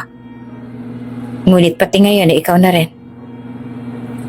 Nito sa kanya na may pag-aalala sa mukha. Sure, Dad. Wala akong pagsasabihan. Niya. Ngunit sa pagkakataong ito ay kakaibang ngisi ang sumilay sa kanyang labi. Niyakap siya ng ama. I know I can trust you, Iha. Malaki na itulong sa atin ang Tito Wilberto mo. Sa ganitong paraan man lang tayo makabawi. He was so worried. Naaawa na ako sa kaibigan ko. Umangat ang kilay niya. Pakialam niya ba sa mga nagawa ni Wilberto Villegas sa pamilya nila? Sa ama niya lang naman yon. Hindi sa kanya. Matagal niya nang pinangarap sa Rage at ang binatang dahilan ng lahat kaya nagsumikap siya sa buhay. Mas hindi niya kakayaning mawala ang lalaki sa kanya. Isang maliit na sakripisyo sa isang malaking bagay. Ngumiti siya sa ama niya. Siyempre naman, Dad, hindi kita ipapahamak, no? I know how you keep your promises to Tito Wilberto. Ngumiti naman ang ama. Ngayon pa lamang, gusto niya na mag-sorry sa ama. She loves Rage at hindi niya kayang mawalay sa lalaki. Hindi niya kayang tuluyan ng makuha ng babaeng yon si Rage. Magkasabay silang umuwi ng ama. Simula bukas ay may mga aasikasuhin siya. May mga tao siyang balak puntahan at kumbinsihin. Alam niyang ang lakas na hawak niya ay makakatulong sa mga taong yon. Tsak niyang mawawala na sa landas niya, si Mabi. Sobrang pula ng lipstick ni Cheska. Makapal ang kanyang eyeshadow at ito ang itsura niya bago sumuong sa laban. Hindi lang ito tungkol sa agawan ng yaman kundi agawan sa lalaki. Kukunin niya ang dapat sa kanya. Matangkad ang heels niya at kulay pula ang maikli niyang dress. Kasama niya ang 4 niyang bodyguard na may mga dalang armas. Kailangan niyang manigurado. Susuong siya sa kuta ng kalaban, kaya kailangan niyang maniguro na ligtas siya makakalabas mula roon. Pumasok siya sa isang lumang building. Nakasunod sa likod niya ang mga tauhan niya. Taas na siyang naglakad papasok na animoy bida sa mga action movies. Wow! Welcome, Miss Cheska Lamasa. Tumawag ang boss nila ng head ng mga tauhang nandoon. Ito ang tauhan ng isa sa kalaban ni Wilberto sa negosyo ni Bob Uy. Kung ano man ang ibig sabihin niya sa lalaki, ay tsak na makakarating iyon kay Bob Uy. Umangat ang kanyang kilay na masalubong ang tingin ng pandak na sumalubong sa kanya, ang tauhan ni Bob Uy. Ikaw ang head dito? Gusto ko sana makausap si Baboy. Niya at nagtaas na upa. Bob Uy, hindi Baboy. Iritadong pagtatama ng tauhan ni Bob Uy. Umikot ang eyeball niya. Whatever. And who are you? Ako ang kanang kamay niya. Bert D. Birthday? Ani ang kunot noo. Birthday! Tadong pagtatama naman ito. Ngumuwi siya pagkatapos ay tinuro niya ang isang kalbo na nasa gilid ng tauhan na nagngangalang Birthday. Huwag mo namang sabihing balo ng pangalan niya. Aniya na nakapamewang, namilog ang mga mata ng kalbo. Ano bang kailangan mo? Sumeryoso si Birthday. Halatang pikon na. Umangat naman ang kilay niya at umayos ang tayo. Well, gusto ko lang naman sabihin sa amo mo. Sa amo mong si Baboy, na ang ibibigay kong picture ay ang taong hinahanap niya. Tapos ay kinuha niya ang larawang mula sa gold collar niyang purse. Picture iyon ni Mabi, sa likod ng larawan ay ang pangalan na Mabi Claveria Villegas. Sa pangalan pa lamang ay malalaman na kaagad ni Baboy kung anong koneksyon ni Wilberto Villegas sa babae. Dapat mong ibalita kaagad sa kanya ang sinabi ko. Kailangan na kailangan niya yan. At dapat sa loob ng isang linggo ay mawala na sa landas ko ang babaeng yan. Iyan lang ang kapalit ng impormasyong ibinigay ko. Aniya at nag-flip ng hair bago umalis. Sumunod kaagad sa kanya ang mga tauhan. Umalingaw-ngaw ang tawa niya sa buong building nang palabas na siya. Samantala, hindi naman mapakali si Mabi habang inaayos sa mga gamit. Crush niya si Rage. Noong una niya palang itong nakita ay sobrang gwapo na ng lalaki, aaminin niya. Kahit sino naman ay maaakit dito. Pero kahit gaano pa kagwapo ang lalaki, hindi niya pipiliing manakit ng kapwa babae para makuha lamang si Rage. Pinalaki siya ng mabuti ng kanyang ama. May girlfriend na si Rage at base sa tingin ni Chess Calamasa. Pakiramdam niya, may nararamdaman ng kakaibang babae sa kanila ni Rage. Masyadong halata si Rage kaya sinong hindi maghihinala. Tama lang ang desisyon ko. Nakagraduate ako. Tiyak na hindi lamang ang kumpanya ni Rage ang available para sa akin. May mahahanap akong iba. Kapit lang. Aniya na kinukumbinsi ang sarili. Tapos ay nilagay niya na sa bag ang iba pang mga gamit niya. Aalis na siya at nagpasa na siya ng resignation letter. Di bale na kung aprobahan ni Rage iyon o hindi. Lalaya siya sa kumpanya at kailangan niyang takasan ng lalaki habang matino pa ang pag-iisip niya. Natatakot siyang baka dumating ang araw na hindi na niya kaya pang bitawan si Rage at malunod siya sa pag-ibig ito.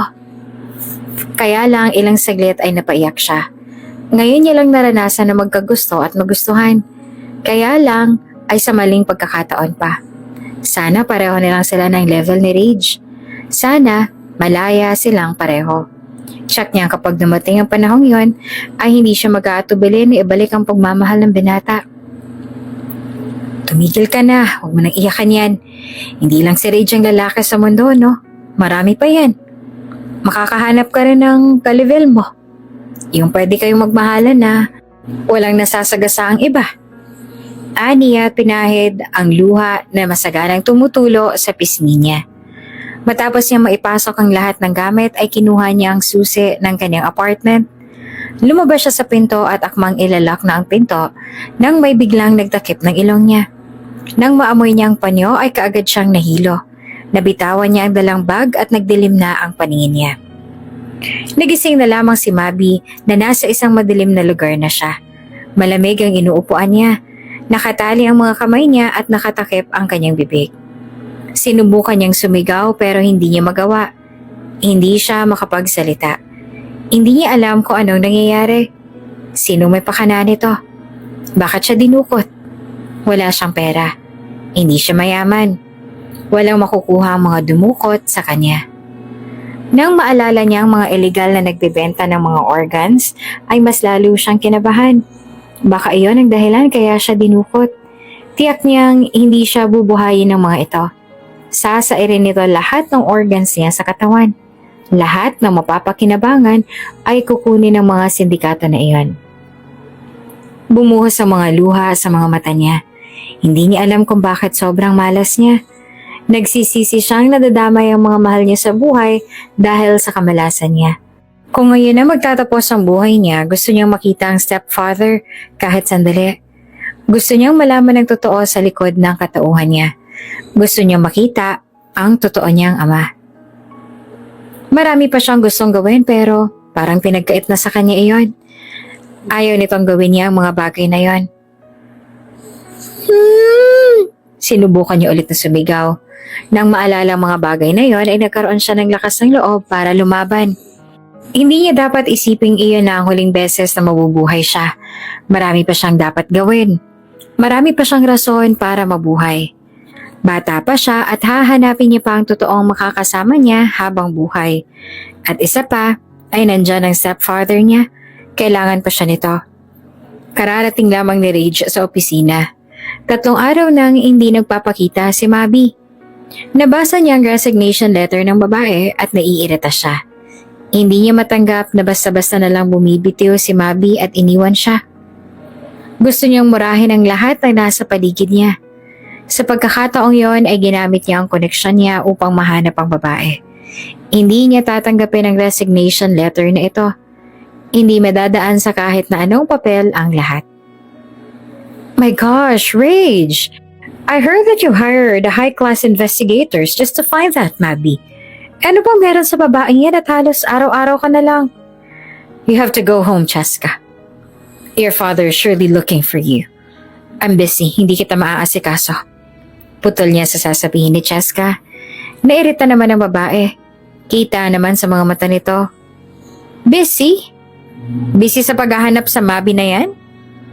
Iyan na lang bang pagkakaabalahan mo? What about me? I'm your girlfriend. Hindi mo ba naisip na baka nasasaktan ako?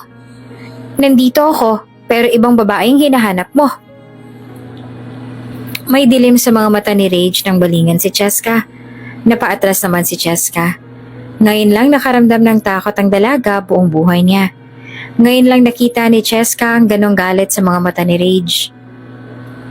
I said go home, Ches. Just go home when I say so. Bakas ng pagbabanta ang boses ni Rage. Pero hindi pa dadaig si Cheska. Inilaban niya ang pagmamahal niya kay Rage. Nagawa niyang traidorin ang ama para lamang sa lalaki. Ibinigay niya ang lahat para lang mahalin ito. Kaya hindi niya matatanggap na bigla na lang ganito. Na itataboy na lang siya na parang basahan. Nagsakripisyo siya kaya ngayong nandito na ito ay hindi siya susuko. Siguro tama lang na nawala ng Mabi na yan. Siguro tama lang na inalis ko na siya sa landas ko. Siguro tama lang ang desisyon ko. Look at you, Rage. Para ka ng asong ulol na sunod ng sunod sa kanya. Hindi na napigilan at nag-hysteria na siya. Kaya lang ay may nasabi siyang bagay na nagpatigil kay Rage. Kunotong noon ni Rage at bumaling sa kanya. What did you say? Nito. Natulala siya ng mapagtanto ang nasabi. Napaatras siya nang bigla na lang humakbang papalapit ang lalaki. His every steps are like daggers and lethal. Matalim ang mga tingin na ipinupukol ni Rage sa kanya. Say it again, Ches. Anong sinabi mo? Napapikit si Cheska sa malakas na bulyaw ni Rage. Ngayon lang siya tinaasan ng boses ni Rage. Hindi naman lubos maisip ni Cheska na ganoon ka nakakatakot si Rage kapag ka nagagalit. Napasinghap ang dalaga nang bigla itong alugin ni Rage. Tell me, ano ba? Bulyaw ulit ni Rage. Napapikit ng mariin si Cheska. I told them that si Mabi ang anak ni Chairman Wilberto Villegas. She is his daughter. Bob Oy knew about it. Tsak na silang may pakana kung bakit nawawala ngayon si Mabi.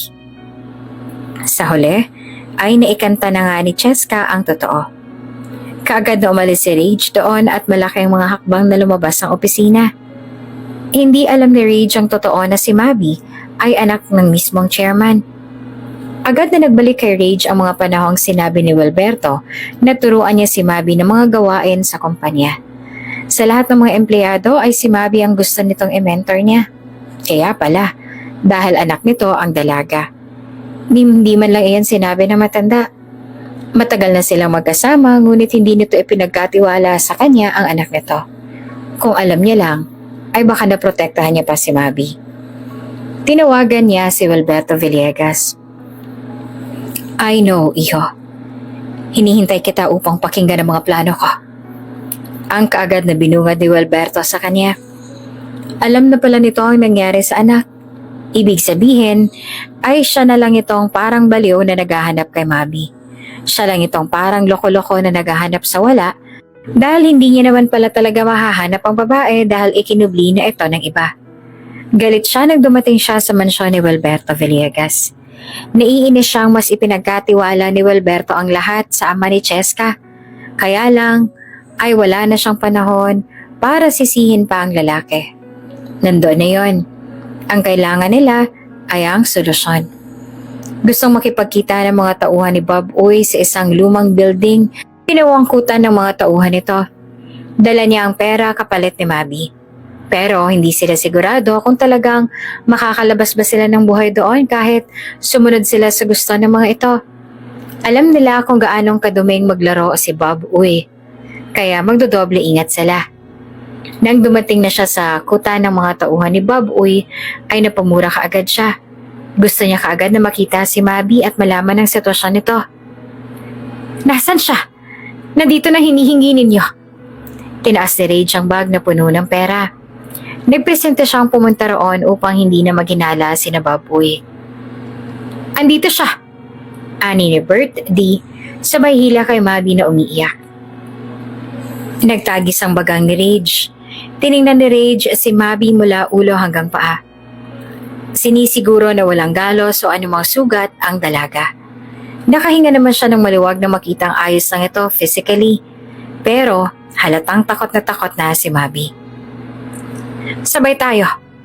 Kapag hinagis ko ang pera, ay maglalakad si Mabi palapit.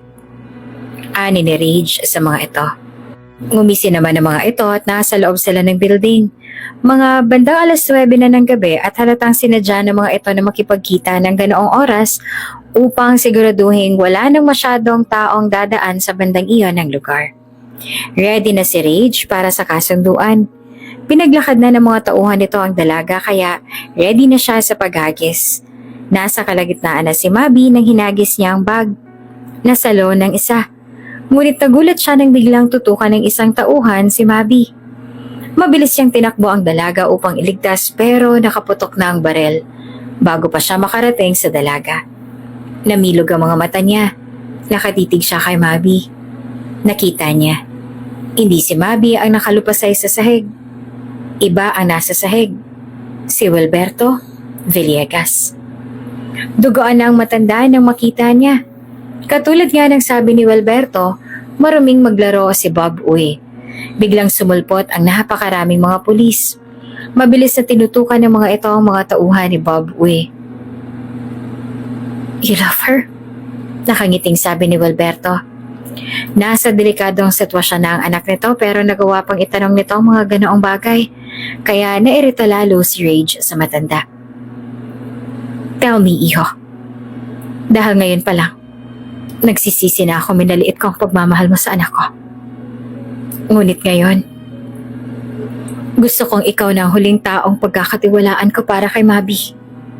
Nito na nakatingin sa madilim na kalangitan. Napalunok siya. Yes, I love her. Ngumiti ulit ito nang bumaling sa kanya. Di tumutupad sa usapan si Bob Uy, kaya dapat may plan B. No matter what, iho, gawin mo ang lahat para maprotektahan ang anak ko.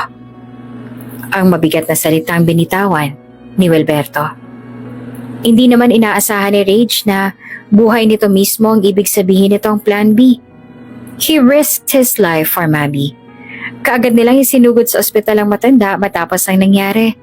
At dahil bigla na naging desisyon nito kaya't hindi na nakapag-ready o kahit masuotan man lang sana ng bulletproof vest. Wilberto Villegas is now 50-50. Nang malaman ni Mabi ang tungkol sa totoong ama ay muntik na itong mahimatay. Hindi niya makausap ng maayos ang babae at araw-araw siyang nagdurusa sa tuwing nakikita ang pag-iyak nito. Habang nakaharap sa altar ng mini chapel ng ospital, gusto niya itong kausapin pero hindi niya magawa. Rage, please help me, please. Halos maglumuhod na si Cheska na magkaharap sila sa pulisya. Makukulong ang babae dahil kasabot ito ng grupo ni Bob Uy. Si Cheska mismo ang dahilan ng lahat. Pinilit lang nila ako. Natakot ako kaya nagawa ko yun. Hindi ko yun sinasadya. Rage, please help me. I'm your girlfriend, right? May pinagsamahan tayo, diba? Sigaw pa ni Cheska. Hindi niya na magawang tingnan ng babae kaya umalis siya sa harapan ni Cheska ng tahimik. Mas lalo lamang siyang nagagalit sa mga sinasabi ng babae. Nagawa pa nitong magsinungaling gayong nagkasala na nga ito. Animoy, hindi na ito yung dating Cheska na nakilala niya. Ang dating Cheska na kaibigan niyang may malalim na pangunawa. Binago ito ng buhay nito sa States. Nang bumalik ito ay para na itong asong nababaliw at obsessed na sa kanya. Bigla nitong sinabing girlfriend niya ito without his consent. Totally crackhead it is. Bumalik siya sa ospital at nalaman niyang gising na pala si Wilberto Villegas. Sa wakas ay nagkaroon na ng himala. Mabilis siyang nagtungo sa silid ng matanda ngunit naabutan niya si Mabi doon na nakayakap na sa ama. Hinayaan niya na lang ang dalawa na makapag-bonding kahit na papaano. Iyon ang unang beses na magkaharap ang mga ito. Ang magtamang mga mata nila ni Wilberto ay tumango siya rito at agad na umalis. Mabilis ang panahon na lumipas. Pagkatapos ng isang taon, tutok ang init sa labas ng balcony ng bahay sa tabing dagat. Malamyos ang hangin at hindi masakit ang sikat ng araw. Bit-bit ni Rage ang paboritong wine ni Wilberto Villegas. Bandang 11:00 iyon ng tanghali. Sunday, summer. Nakabalik na rin si Rage sa Palawan ngunit sa pagkakataong iyon ay may nagpatayo na siya ng villa doon. Gusto niya ang hangin sa tabing dagat. Owen, ano ba? Sigaw ng bata sa dalampasigan habang binabato ng buhangin ang mga pang-asar na kakambal. Habulin mo na kasi ako, Jade! Bulalas ng kakambal. Napangiti si Wilberto at bumaling kay Rage na kakarating lamang. May dalang 2 wine glass si Rage. Sinalinan kaagad ni Rage ng wine ang baso ng matanda. Inamoy ni Wilberto ang alak at saka sumimsim doon. This one is a top tier. Ani Wilberto at napangisi. Of course, old man. Ngumisi si Rage at sumimsim din ng wine sa baso. Baby, I'm here. Mula sa sliding door ng balcony ay sumulpot naman si Mabi. Malaki na ang tiyan at malawak ang ngisi. Balak niyo yatang gumawa ng pulutong ng mga Villegas ah. Natatawang sabi pa ni Wilberto. Aba, syempre naman pa. Kailangan namin gumawa ng marami. Ang kambal gusto lang mag-farming at gustong samahan ng isa nilang lola sa probinsya. Malay natin tong bunso ang gustong magmana ng kumpanya mo pa. Ani pa ni Mabi na kumindat pa sa ama. Natawa na lamang si Wilberto sa kalokohan ng anak. Kararating lang na Mabi mula sa probinsya nila. Parata silang nakatambay sa probinsya at ni minsan na lang nabibisita ang bahay sa Palawan. Nawili naman ang mga anak niya sa pagtatanim sa bukid. Kaya nga isang araw bigla na lang sinabi ng kambal na gusto nitong palakihin ang bukirin ng lolo nito sa probinsya. Baby boy nga po pala ito. Ani ni Rage sabay hawak sa tiyan ni Mabi. Kumunot ang noon ni Wilberto at agad na bumaling kay Mabi. Ay nako, huwag niyong dadalhin yung apo ko dun sa probinsya. Iyan naman ang hihikayatin kong magnegosyo at masyado ng maraming na-recruit yung si Filimon. Tama nang nahikayat niya yung kambal ninyo. Abay kalabisan na kung pati ang bunso ay mapupunta rin kay Filimon. Ani mo ay nagtatampo na si Wilberto. Tila tinuturing na nitong kakompetensya ang stepfather niya sa mga apo nito. Nagtawanan sila, ngunit si Wilberto ay nananatiling nakabusangot. Habang tumatanda ay nagiging matampuhin si Wilberto. Inakbayan ni Rage si Mabi at sabay nilang pinagmasa ng dalampasigan. Nandoon ang kambal at naghahabulan. Panay ang pangungulit ni Owen kay Jade. Nakuha ni Owen ang kakulitan ni Mabi. Samantalang si Jade naman ay bugnutin katulad ni Rage. Ngayon lang naman nagbago sa Rage simula nung makilala si Mabi. Nagbitiw ng malalim na paghinga si Mabi. Talagang hindi nga hinayaan ng tadhana na mapahamak siya. Hindi nito tinapos ang lahat doon. Hinayaan nitong pagpatuloy siya sa kabila ng hirap. Kapag hindi mo pa oras, talagang hindi iyon magtatapos doon.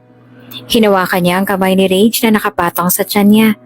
Binalingan niya ang lalaki at akala niya ay makakahanap siya ng iba. Ngunit kay Rage pa rin pala siya bumagsak. Sa lalaking ito pa rin. Ang lalaking akala niya ay mahirap abutin. Ngunit ang hindi alam ay siya pala itong pilit inaabot nito. Napangiti siya at sumandal sa balikat ng asawa. This is the ending. she has been dreaming of. Kung bago ka pa lang sa channel na ito, Ate Jane TV, huwag kalimutang pindutin ang notification bell and subscribe button. Sana po hindi naman malaking abala sa inyo ang pagpindot ng subscribe button dahil ang kapalit po nito ay ang pagsuporta para makapag-produce ng mga libreng stories sa mga channels ni Ate Jane. Maraming salamat! Nang makarating si Mabi sa